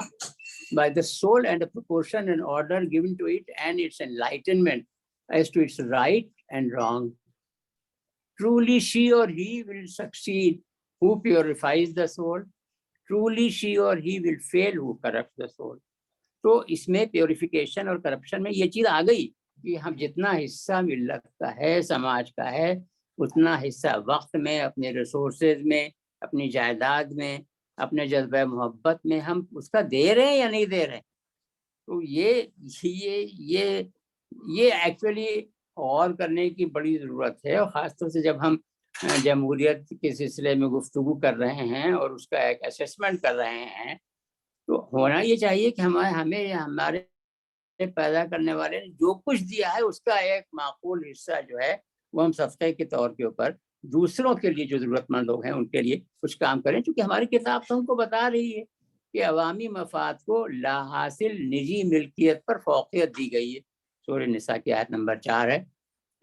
مال پر تصرف کے حق میں اس کو جمع کر کے رکھنے کا حق شامل نہیں ہے. کیا ملت کا ہر فرد اس کو مانتا ہے اس بات کو؟ تو یہ اگر ہم اپنے اندر جھانک کے دیکھیں گے تو ہمیں کافی سبق ملے گا کہ ٹھیک ہے ہم نے آرگنائز کیا، بڑی اچھی بات ہے، لیکن کم سے کم ہم یہ تو دیکھیں کہ am I honest to myself in the eyes of God. ہمیں آرگنائز کرنی چاہیے کمیونٹی کی تربیت، جو خاص طور سے اپ کمنگ جنریشنز ہیں ان کی تربیت. ہمارے یہاں خطبہ جمعہ جو ہے کتنا زبردست ایک انسٹرومنٹیلٹی ہے، 1400 سال سے چلی آ رہی. تو اللہ نے اور اس کے رسول صلی اللہ علیہ وسلم نے تو اپنا کام کر دیا، ایک انسٹیٹیوشن قائم کر دیا، لیکن یہ کہ اس کو ہم کیا سمجھداری کے ساتھ پوری اسکیم کے ساتھ کر رہے ہیں. کیا خطبہ جمعہ کا پورا حق کیا ادا ہو رہا ہے کہ نہیں ہو رہا ہے؟ یہاں سعود عالم قاسمی صاحب تشریف رکھتے ہیں، انہوں نے خود بھی ایک کتاب لکھ رکھی ہے کہ خطبہ جمعہ میں کیا کیا بولنا چاہیے، کیا کیا نہیں بولنا چاہیے، وغیرہ وغیرہ. تو جو لاکھوں خطیب صاحبان ہیں کہ سب تک بات پہنچ گئی. یہ اگر ہم سیکھیں ان سے، عیسائیوں سے، تو بہت ہی کچھ سیکھنے کو ملتا ہے. وہ تو سال بھر میں پورے 365 دن پہلے سال شروع ہونے سے پہلے اپنا پورا المنیک بنا دیتے ہیں کہ کس سنڈے کو کس ٹاپک کے اوپر، بائبل کی کس اس کے اوپر چیپٹر کے اوپر گفتگو ہوگی. وہ اگر اس طرح کا ہم تھوڑا سا اپنے کو اسٹریم لائن کر دیں، اپنا ایک فرائیڈے اسپیچز کا ایک اینول المنیک بنانا شروع کر دیں. اسی طرح سے ہمارے ہاں جو خواتین ہیں ان کو مطلب آدھی جو پاپولیشن ہے وہ خواتین کی ہے، لیکن ہم دین سے ہٹے ہوئے اس معاملے میں بھی، جبکہ علامہ اقبال نے دین کو ایکسپلین کر دیا ہے کہ وجود زن سے ہے تصویر کائنات میں رنگ، اسی کے ساتھ سے ہے زندگی کا سوز دگوں. لیکن یہ کہ ہم ڈسکریمنیٹ کرتے ہیں، ہم تعصب کرتے ہیں اس معاملے میں. وہ گھر گھر کی کہانی ہے. لیکن ان سب معاملات کے اوپر اگر ہم غور کریں اور ہم اس کے اوپر ورک کرنا شروع کر دیں تو علامہ اقبال نے آپ کو وعدہ کیا ہے، اللہ تعالیٰ کا وعدہ ہے ایکچولی، انہوں نے اپنی زبان خالی دی ہے اس میں کہ خورشید جہاں تاب کی ذو تیرے شرر میں، آباد ہے ایک تازہ جہاں تیرے ہنر میں، جشتے نہیں بخشے ہوئے فردوس نظر میں، جنت تیری پنہاں ہے تیرے سوز جگر میں، اے پے کرے گل کوشش پیہم کی جزا دے. اب الیکشنز مستقل کہیں نہ کہیں ہوتے رہتے ہیں. کیا ہم لوگ سسٹمیٹیکلی انسٹیٹیوشنلی سماج کے طور کے اوپر کوشش کرتے ہیں کیا کہ الیکشن کا پورا حق ادا ہو؟ کیا ہم یہ پوری کوشش کرتے ہیں کہ جو بھی ہمارا 18 سال کا بچہ یا بچی ہو گیا وہ ووٹر بن گیا کہ نہیں بن گیا تو نکال تو نہیں دیا گیا، وغیرہ وغیرہ. اس کے لیے کتنی سسٹمیٹک ایفرٹ ہم لوگ کر رہے ہیں. یہ بائی دی وے میں خوب واقف ہوں کہ اللہ تعالیٰ نے اور حضور اقدس صلی اللہ علیہ وسلم دونوں نے فرمایا ہے کہ وہی بات کرنے کے لیے کہو دوسروں سے جو خود کر رہے ہو. تو الحمدللہ زکوٰۃ فاؤنڈیشن میں یہ سارے کام بہت سالوں سے ہو رہے ہیں الحمدللہ. تو میں اس وجہ سے تھوڑا سا حق رکھتا ہوں آپ سے گفتگو کرنے کے لیے. تو یہ اگر ہم جگہ جگہ کام کرنا، آپ کے حیدرآباد میں ہی بہت اچھے کام ہو رہے ہیں، لیکن یہ کہ جو لوگ کام کر رہے ہیں وہ very few and for between, تھوڑے سے ہی لوگ ہیں. تو یہ اس میں اگر غور یہ کیا جائے کہ ابھی ہم 2022 میں ہیں، ہے نا، تو ہم صرف 2022 کو ذہن میں نہ رکھیں بلکہ ہم 2122 100 سال بعد، 2222 200 سال بعد، 2322 300 سال بعد، اس وقت بھی ملک ہوگا، اس وقت بھی جمہوریت ہوگی، اس وقت بھی ملت ہوگی. تو اس وقت کے ملک جمہوریت و ملت کس طرح کی آپ چاہتے ہیں، یہ ہم اور آپ آج طے کریں گے، کچھ کر کے یا کچھ نہ کر سے۔ ہماری ایک اسکیم زکوٰۃ فاؤنڈیشن کی اور بھی ہے، دارالمطالعہ و مرکز اطلاعات، لاکھوں مساجد ہیں جو کہ 5 وقت کے لیے نماز کے لیے صرف کھلتی ہیں، اور سب ملا کر کے 2-2.5 گھنٹے صرف کھلتی ہیں، باقی بند رہتی ہیں، جبکہ اس قدر پرائم پراپرٹیز ہیں وہ ساری کی ساری، ان میں کچھ بھی نہیں تو ایک چھوٹے سے کمرے کے اندر ایک لائبریری، ریڈنگ روم، انفارمیشن سینٹر وغیرہ قائم کر دیا جائے۔ آپ آپ جہاں کے مقتدی ہیں، ہم ہی مل کر کے وہاں کے امام سے اور وہاں کے مسجد کمیٹی کے لوگوں سے مل کر کے کر سکتے ہیں، اور الحمدللہ کئی درجن جگہ یہ کام خدا کا شکر ہے فاؤنڈیشن نے کام کروایا ہے۔ تو یہ تھوڑی سی باتیں ہیں جو کہ میں نے آپ سے کہا کہ آپ نے مجھے موقع دیا ہے تو میں آپ سے تھوڑا سا یہ عرض کروں۔ تو یہ تو ٹھیک ہے کہ حکومت ہمارے لیے کیا کر رہی ہے، کیا نہیں کر رہی ہے، سماج کیا کر رہا ہے، کیا نہیں کر رہا ہے، لیکن ہم میں سے ہر ایک اپنے لیے کیا کر رہا ہے، کیا نہیں کر رہا ہے، جبکہ قرآن کریم میں سورہ بقرہ میں یہ بھی اللہ تعالیٰ نے فرما دیا فاستبقوا الخیرات، اچھے کاموں میں ایک دوسرے کے اوپر سبقت لے جانے کی کوشش کرو۔ تو ہم آخر میں یہ یاد کر لیں، یوم لا ینفع مال ولا بنون الا من اتى الله بقلب سلیم، قیامت کے دن کا ذکر ہو رہا ہے قرآن کریم میں کہ جس دن نہ مال کام آئے گا نہ اولاد، مگر ہاں جو اللہ کے پاس پاک دل لے کر کے آئے، قلب سلیم لے کر کے آئے تو اور بات ہے۔ اب یہ قلب سلیم ہے کیا، اس کو پھر علامہ اقبال نے سمجھایا ہے، پرشین کا شعر ہے، مسے خامی کے دارم از محبت کی میاں سازم کہ فردہ چوں رسم پہ اشت من ارمغا خائی، کہ اے اللہ تعالیٰ آپ نے مجھے کچے تانبے کا ایک دل عنایت فرمایا، اس دل کا میں استعمال اس طرح کر رہا ہوں کہ آپ نے جو مجھے استطاعت دی ہے، جو کیپیسٹی دی ہے، جو کچھ ریسورسفلنس آپ نے مجھے دی ہے، اس کا استعمال کر کے میں دوسرے انسانوں کی زندگی زیادہ بہتر، زیادہ آرام دہ بنانے کی کوشش کر رہا ہوں۔ اور اس طرح سے آپ نے جو مجھے کچے تانبے کا دل دیا، اس کو میں ٹھوس سونے کے دل میں تبدیل کرنے کی کوشش کر رہا ہوں، تاکہ کل کو قیامت کے دن جب میری آپ سے ملاقات ہو جائے تو میں آپ کو اسے تحفے کے طور کے اوپر پیش کروں۔ اگر ہم یہ سب کام کرنا شروع کر دیتے ہیں، اپنے وجود کو پہچان لیتے ہیں اور کانسٹیٹیوشن آف انڈیا کو اچھی طرح سے پہچان سمجھ بوجھ کر کے اس کے تحت ہم ایسے ہر ایک انڈیویجول کام کرنا شروع کر دیتا ہے، تو اس طرح ہم ملک میں جمہوری اقدار کی بازیابی کے لیے کوشاں رہ سکتے ہیں۔ وآخر دعوانا الحمدللہ رب العالمین، والصلاۃ والسلام علی سید المرسلین، الحمدللہ رب العالمین۔ ابھی جناب ظفر محمود صاحب، Indian civil servant and former officer of special duty for Indian prime minister, اس سیمینار کو مخاطب کر رہے تھے۔ اب ملک کے مشہور و معروف دانشور جناب رام پنیانی صاحب، former professor of bio medical engineer and former medical officer, سے ریکویسٹ کرتا ہوں کہ وہ اس سیمینار کو مخاطب کرے۔ میں ان سے بڑا ہی معذرت خواہ ہوں کہ ان کو پہلے موقع دینا چاہیے تھا، لیکن کچھ مجبوریوں کی وجہ سے لیٹ ہو گیا۔ میں رام پنیانی صاحب کا اس سیمینار میں استقبال کرتا ہوں اور ان سے گزارش کرتا ہوں کہ مخاطب کریں۔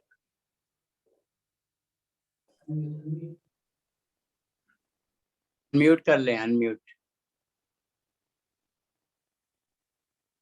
رام پنیانی صاحب انمیوٹ کر لیں۔ جی آپ کا بہت شکریہ، اور میں واستو میں معافی چاہتا ہوں کہ کافی مس انڈرسٹینڈنگ ہو گئی۔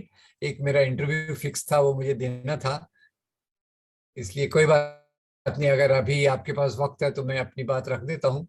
اور پہلے تو میں بہت شکر گزار ہوں کہ آپ میں سے کئیوں نے میرے لیے بہت اچھے شبد کہے، پتہ نہیں میں اس کو ڈیزرو کرتا ہوں کہ نہیں، پر آپ کا بہت شکریہ۔ اور میں نے کچھ تھوڑا بیچ بیچ میں سنا ہے، اس میں اختر الواسی صاحب کا سنا، مجھے پورا کا پورا لگا کہ انہوں نے سٹیک بات کہی ہے۔ ابھی ظفر صاحب جو کہہ رہے تھے، ان کے آخری کے کچھ سجیشنز جو ہیں اس پر بھی میں آؤں گا، کیونکہ وہ ہمارے سماج کی بہتری کے لیے بہت ضروری ہے۔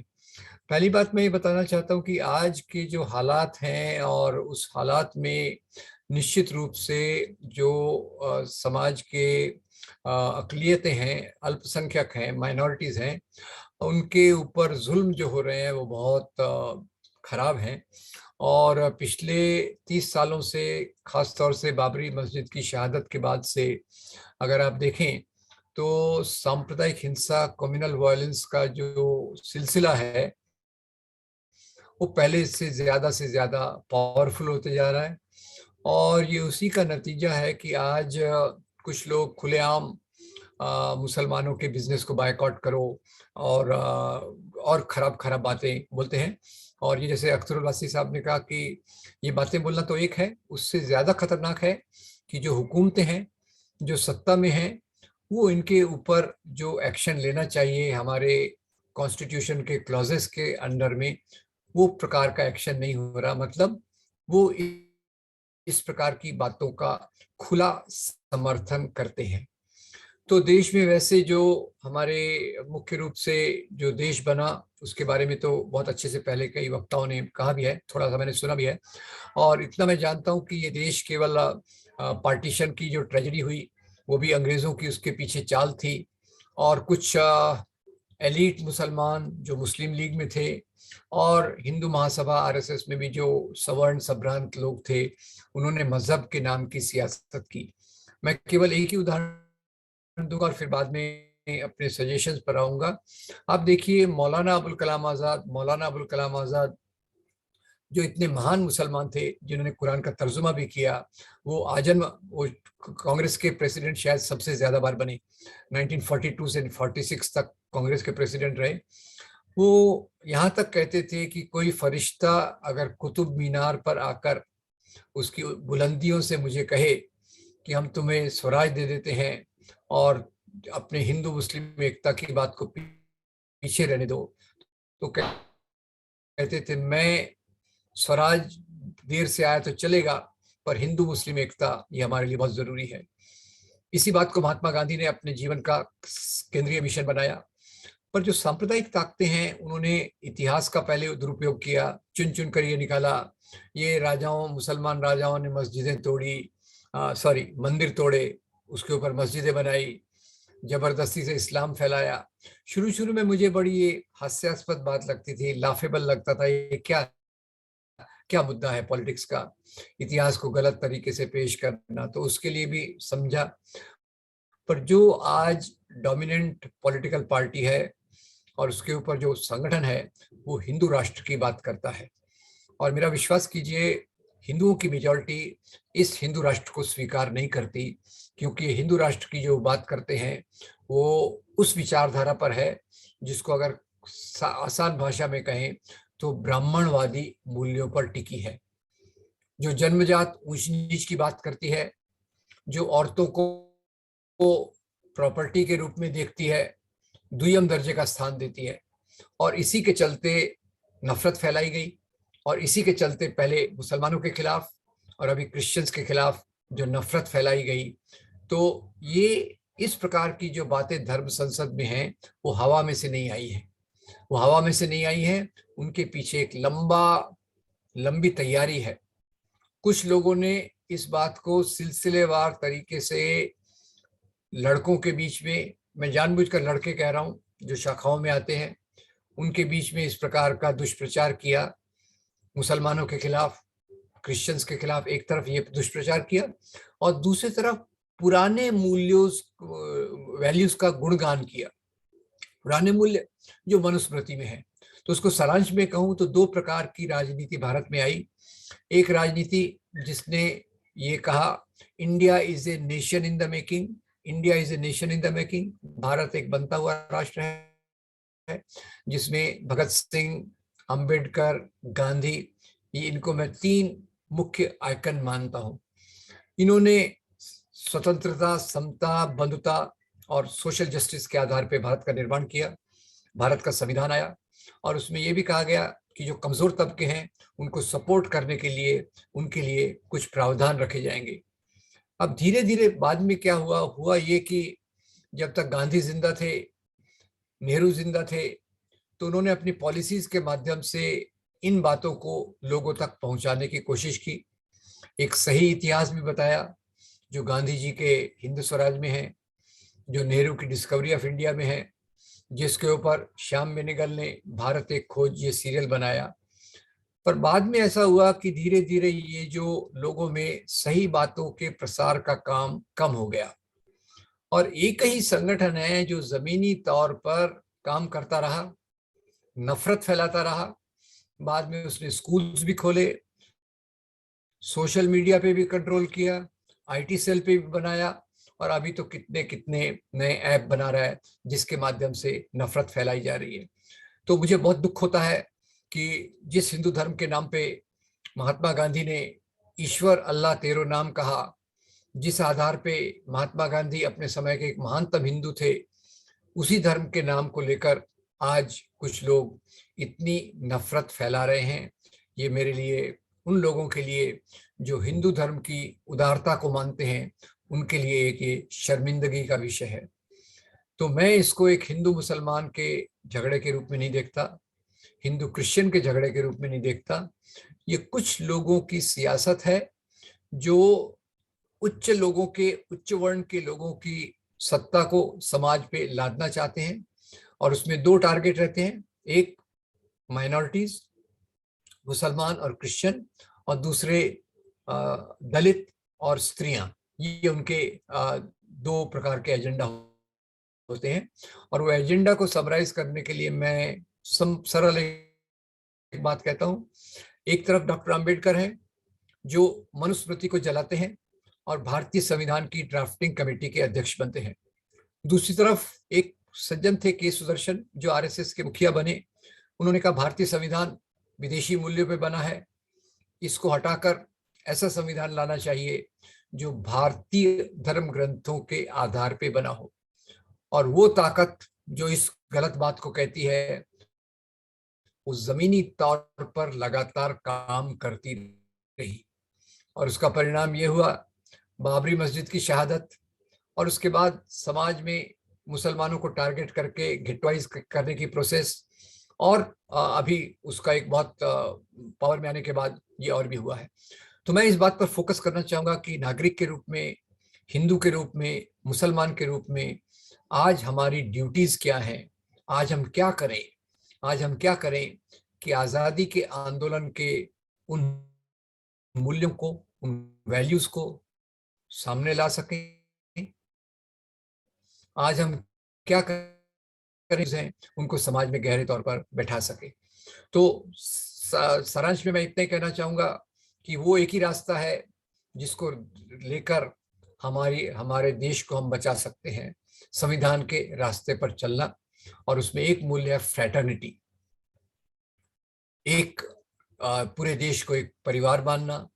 और जब हम पूरे देश को एक परिवार मानते हैं तो निश्चित रूप से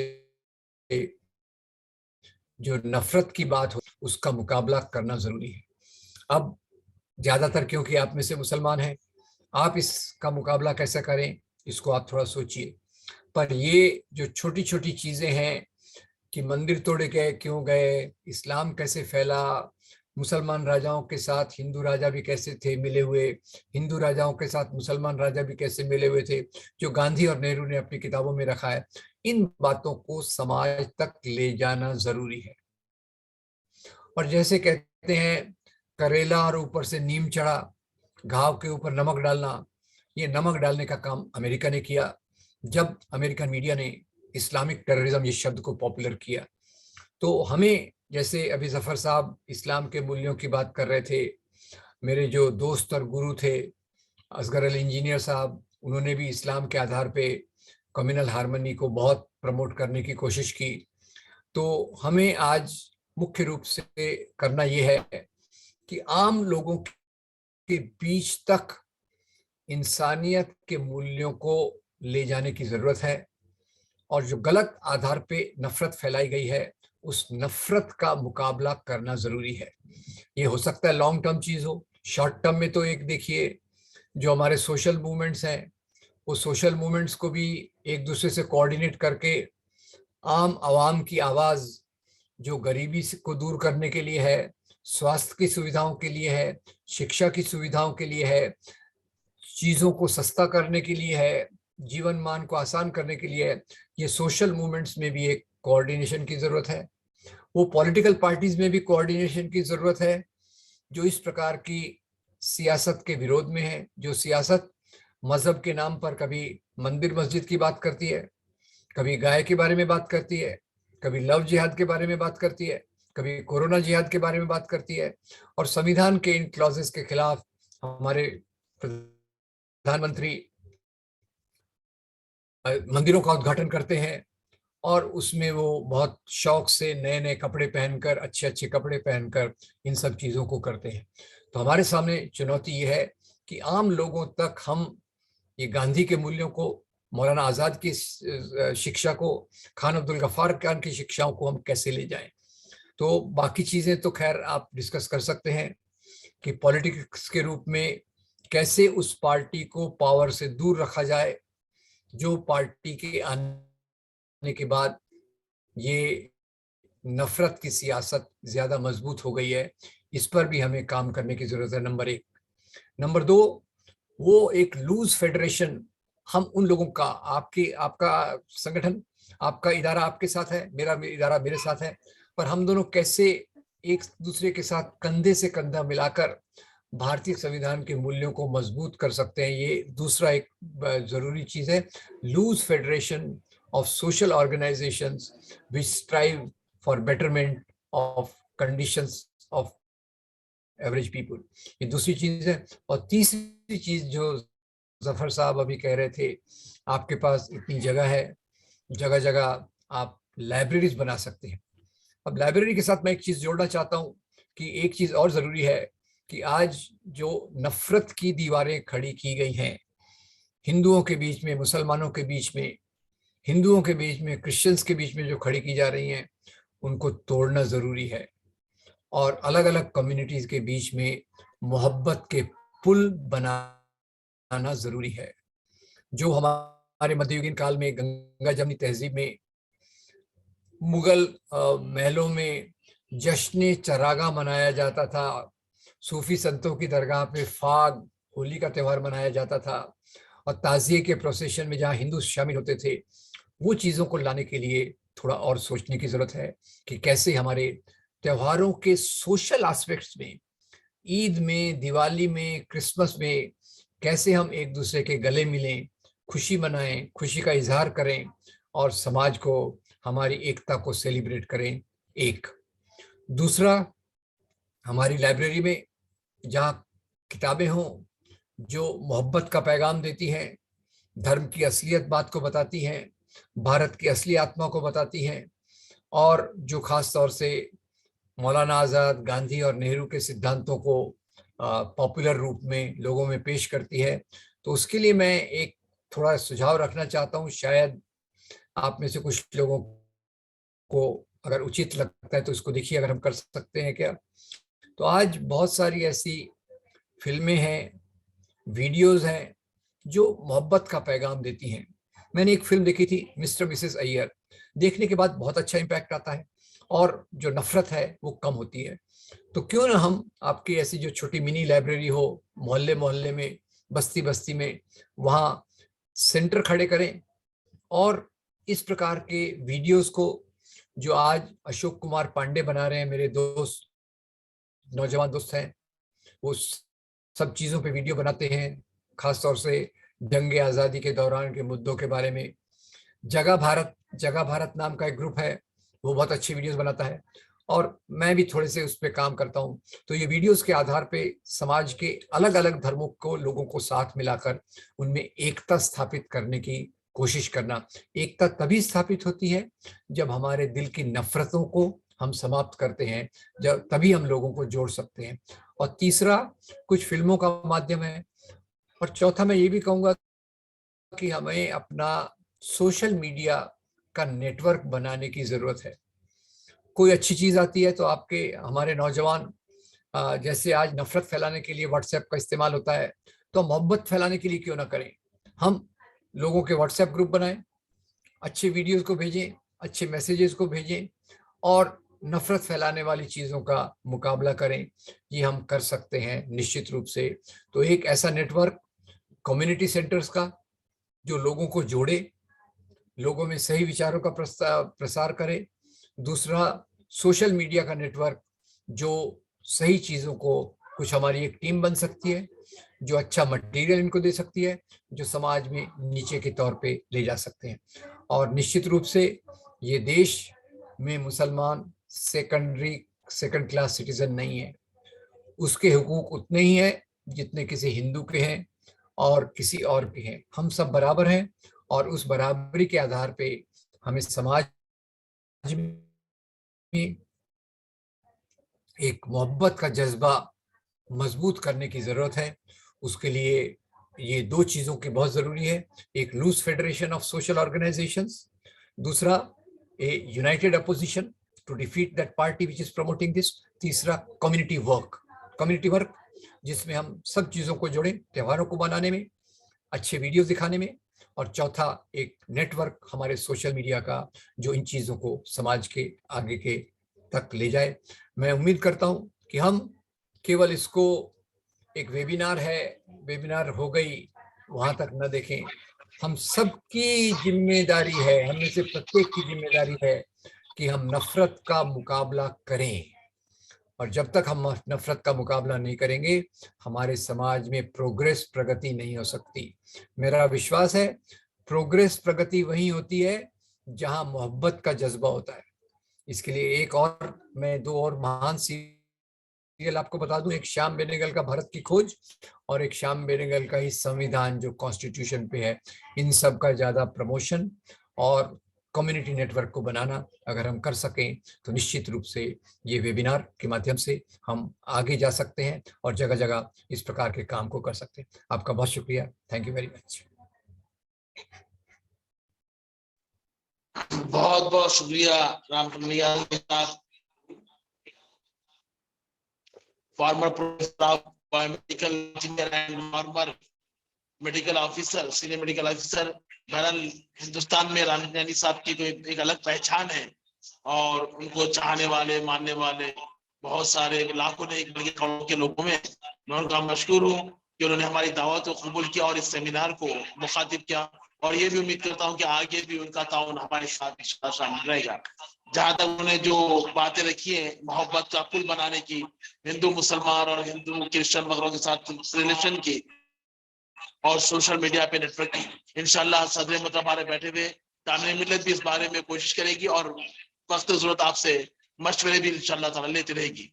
अब मैं सेमिनार के आखिरी में आली जनाब मोहम्मद जियाउद्दीन नैयर साहब, सदर आल इंडिया मजलिस तामीर मिल्लत से ख्वाहिश करता हूँ से कि वो अपनी सदराती वो सेमिनार में सदराती तकरीर फरमाए।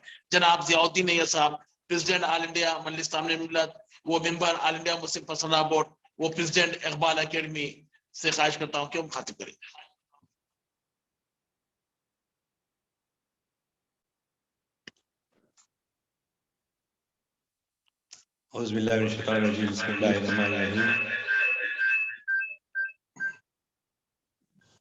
मोहतरम प्रोफेसर अख्तर वासी साहब, प्रोफेसर सऊद आलम खासिम साहब, प्रोफेसर नियानी साहब और प्रोफेसर डॉक्टर महमूद साहब, जनाब मौलाना शबीर, जनाब बहाजुद्दीन साहब और मेरे रुफ़क़ा और अस्सलाम वालेकुम। माशाअल्लाह कोई तकरीबन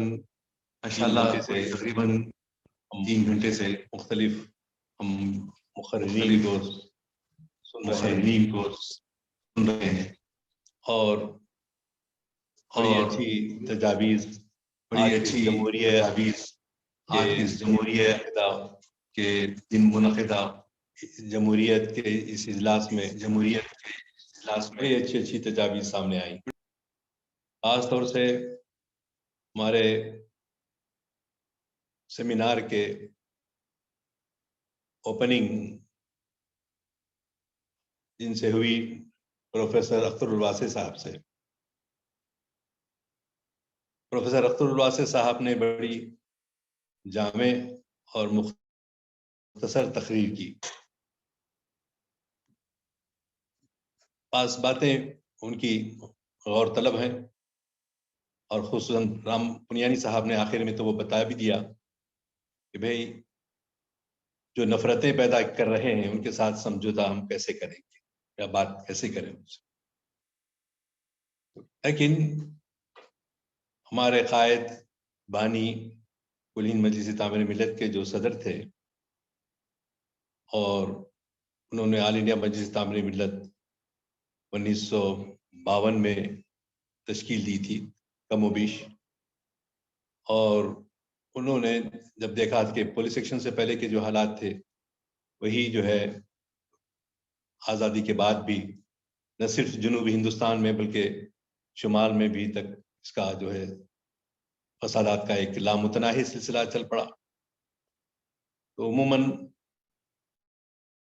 होता ये था कि उस ज़माने में भी जो मजलिस मुशावरत थी जिसके एक अतीकुर रहमान संभली का 2 दिन पहले इंतकाल हुआ, वो उसके मेंबर थे, और जनाब पंडित सुंदरलाल, सैयद महमूद, अबुल लैस इस्लाही और दीगर जो है तकरीबन उलमा थे। उसमें सैयद खलील हसन साहब भी लखनऊ के इजलास में शरीक हुए मजलिस मुशावरत के। तो वहाँ पर हमेशा यही होता था कि जहाँ फसाद होते ही जो है हमारे लोग वहाँ से एक रेजोल्यूशन पास करके पंडित जवाहरलाल नेहरू के पास भेज देते थे कि भाई ये फसाद हुआ और ये शिकायत है, आप जो है कुछ एक्शन लें।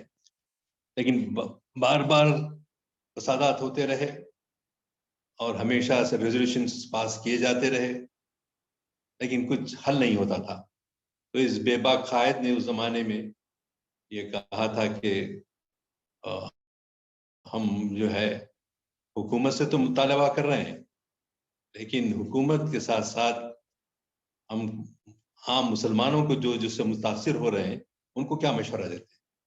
तो चुनाचे उन्होंने सिर्फ अपनी 5 मिनट की तकरीर में अपने उन सीनियर रुफ़क़ा के मौजूदगी में ये कहा कि हम मुसलमानों को मशवरा दें कि भाई किसी को छेड़े मत, कोई छेड़ा तो छोड़ो मत।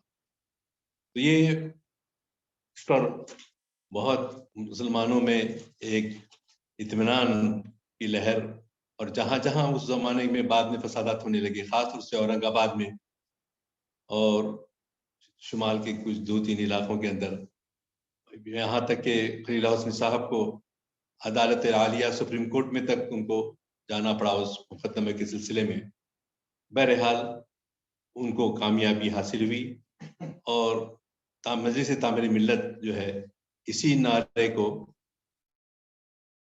खास तौर से कर्नाटका, महाराष्ट्र और तेलंगाना के इलाके में अमल करा रही।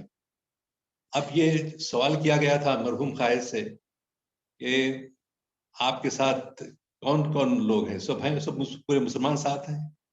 तो खलील हसन साहब ने खुद जवाब दिया था, जो उन्होंने मिनारेट एक अखबार निकलता था उसके एडिटर को इंटरव्यू देते हुए कहा कि अफसोस होता है कि हमारे कायदीन तकरीर तो करते हैं लेकिन अमली जामान नहीं पहनाते, और मुसलमान जब तक मुत्तहिद नहीं होंगे हमको वो मतलूबा नताइज हासिल नहीं हो सकते जिसकी हमको तवक्को की जानी चाहिए।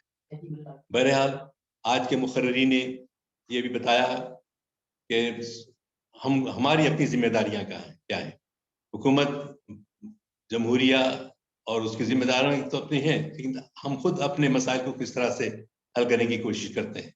इसमें सऊद आलम कासमी साहब ने ख़ास तौर से जिस बात पर जोर दिया कि हम तालीम के मैदान में आगे आएँ और हमारे काफ़ी मसाइल जो है उससे हल होने की उम्मीद की जा सकती है।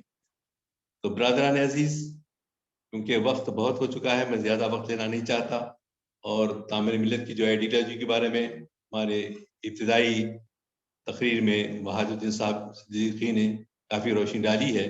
रिपीटेशन होगा, लेकिन मैं यही कहूँगा कि आज के इस सेमिनार से हमको बहुत सारे मशवरे भी मिले हैं जो काबिल अमल हैं, और इस किस्म के मुज़ाकरे और सिम्पोजियम सेमिनार मुसलसल इंशाअल्लाह हमारी तंजीम जो उसको ऑर्गेनाइज करते रहेगी।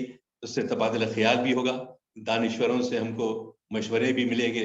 اسی لیے کہ اگر ہم اپنے آپ کو تیار کرنا چاہتے ہیں, جیسا کہ ڈاکٹر ظفر محمود بار بار علامہ اقبال کے اشعار کے ذریعے وہ توجہ دلا رہے تھے, تو میں بھی ان کی نظر کرتا ہوں, وہ صداقت کے لیے جس دل میں مرنے کی تڑپ, وہ صداقت کے لیے جس دل میں مرنے کی تڑپ, پہلے اپنے پیکر خاکی میں جان پیدا کرے, پھونک ڈالے یہ زمین و آسمان مستعار, اور خاکستر سے آپ اپنا جہاں پیدا کرے. میں اپنی گفتگو کو ختم کرتے ہوئے یہی کہوں گا کہ انشاءاللہ ہم استقامت کے ساتھ ہماری جو ذمہ داریاں ہیں, ہم نہ صرف حکومت سے مطالبہ کرتے رہیں گے بلکہ خود اپنی کمیونٹی کی اور ضرورت مندوں کی خدمت کرنے میں تعمیر ملت ہمیشہ پیش رہی ہے, اور انشاءاللہ یہ سلسلہ بھی جاری رہے گا. وآخر دعوانا ان الحمدللہ رب العالمین. ابھی صدر جناب ضیاء الدین نیر صاحب اپنی تقریر فرما رہے تھے. میں تنظیم کے ڈپٹی جنرل سیکرٹری جناب سیف الرحیم پولیس صاحب سے خواہش کرتا ہوں شکریہ جناب سیف الرحیم پولیس صاحب. السلام علیکم ورحمۃ اللہ وبرکاتہ. سب سے پہلے اللہ تعالیٰ کا شکر ادا کرتا ہوں.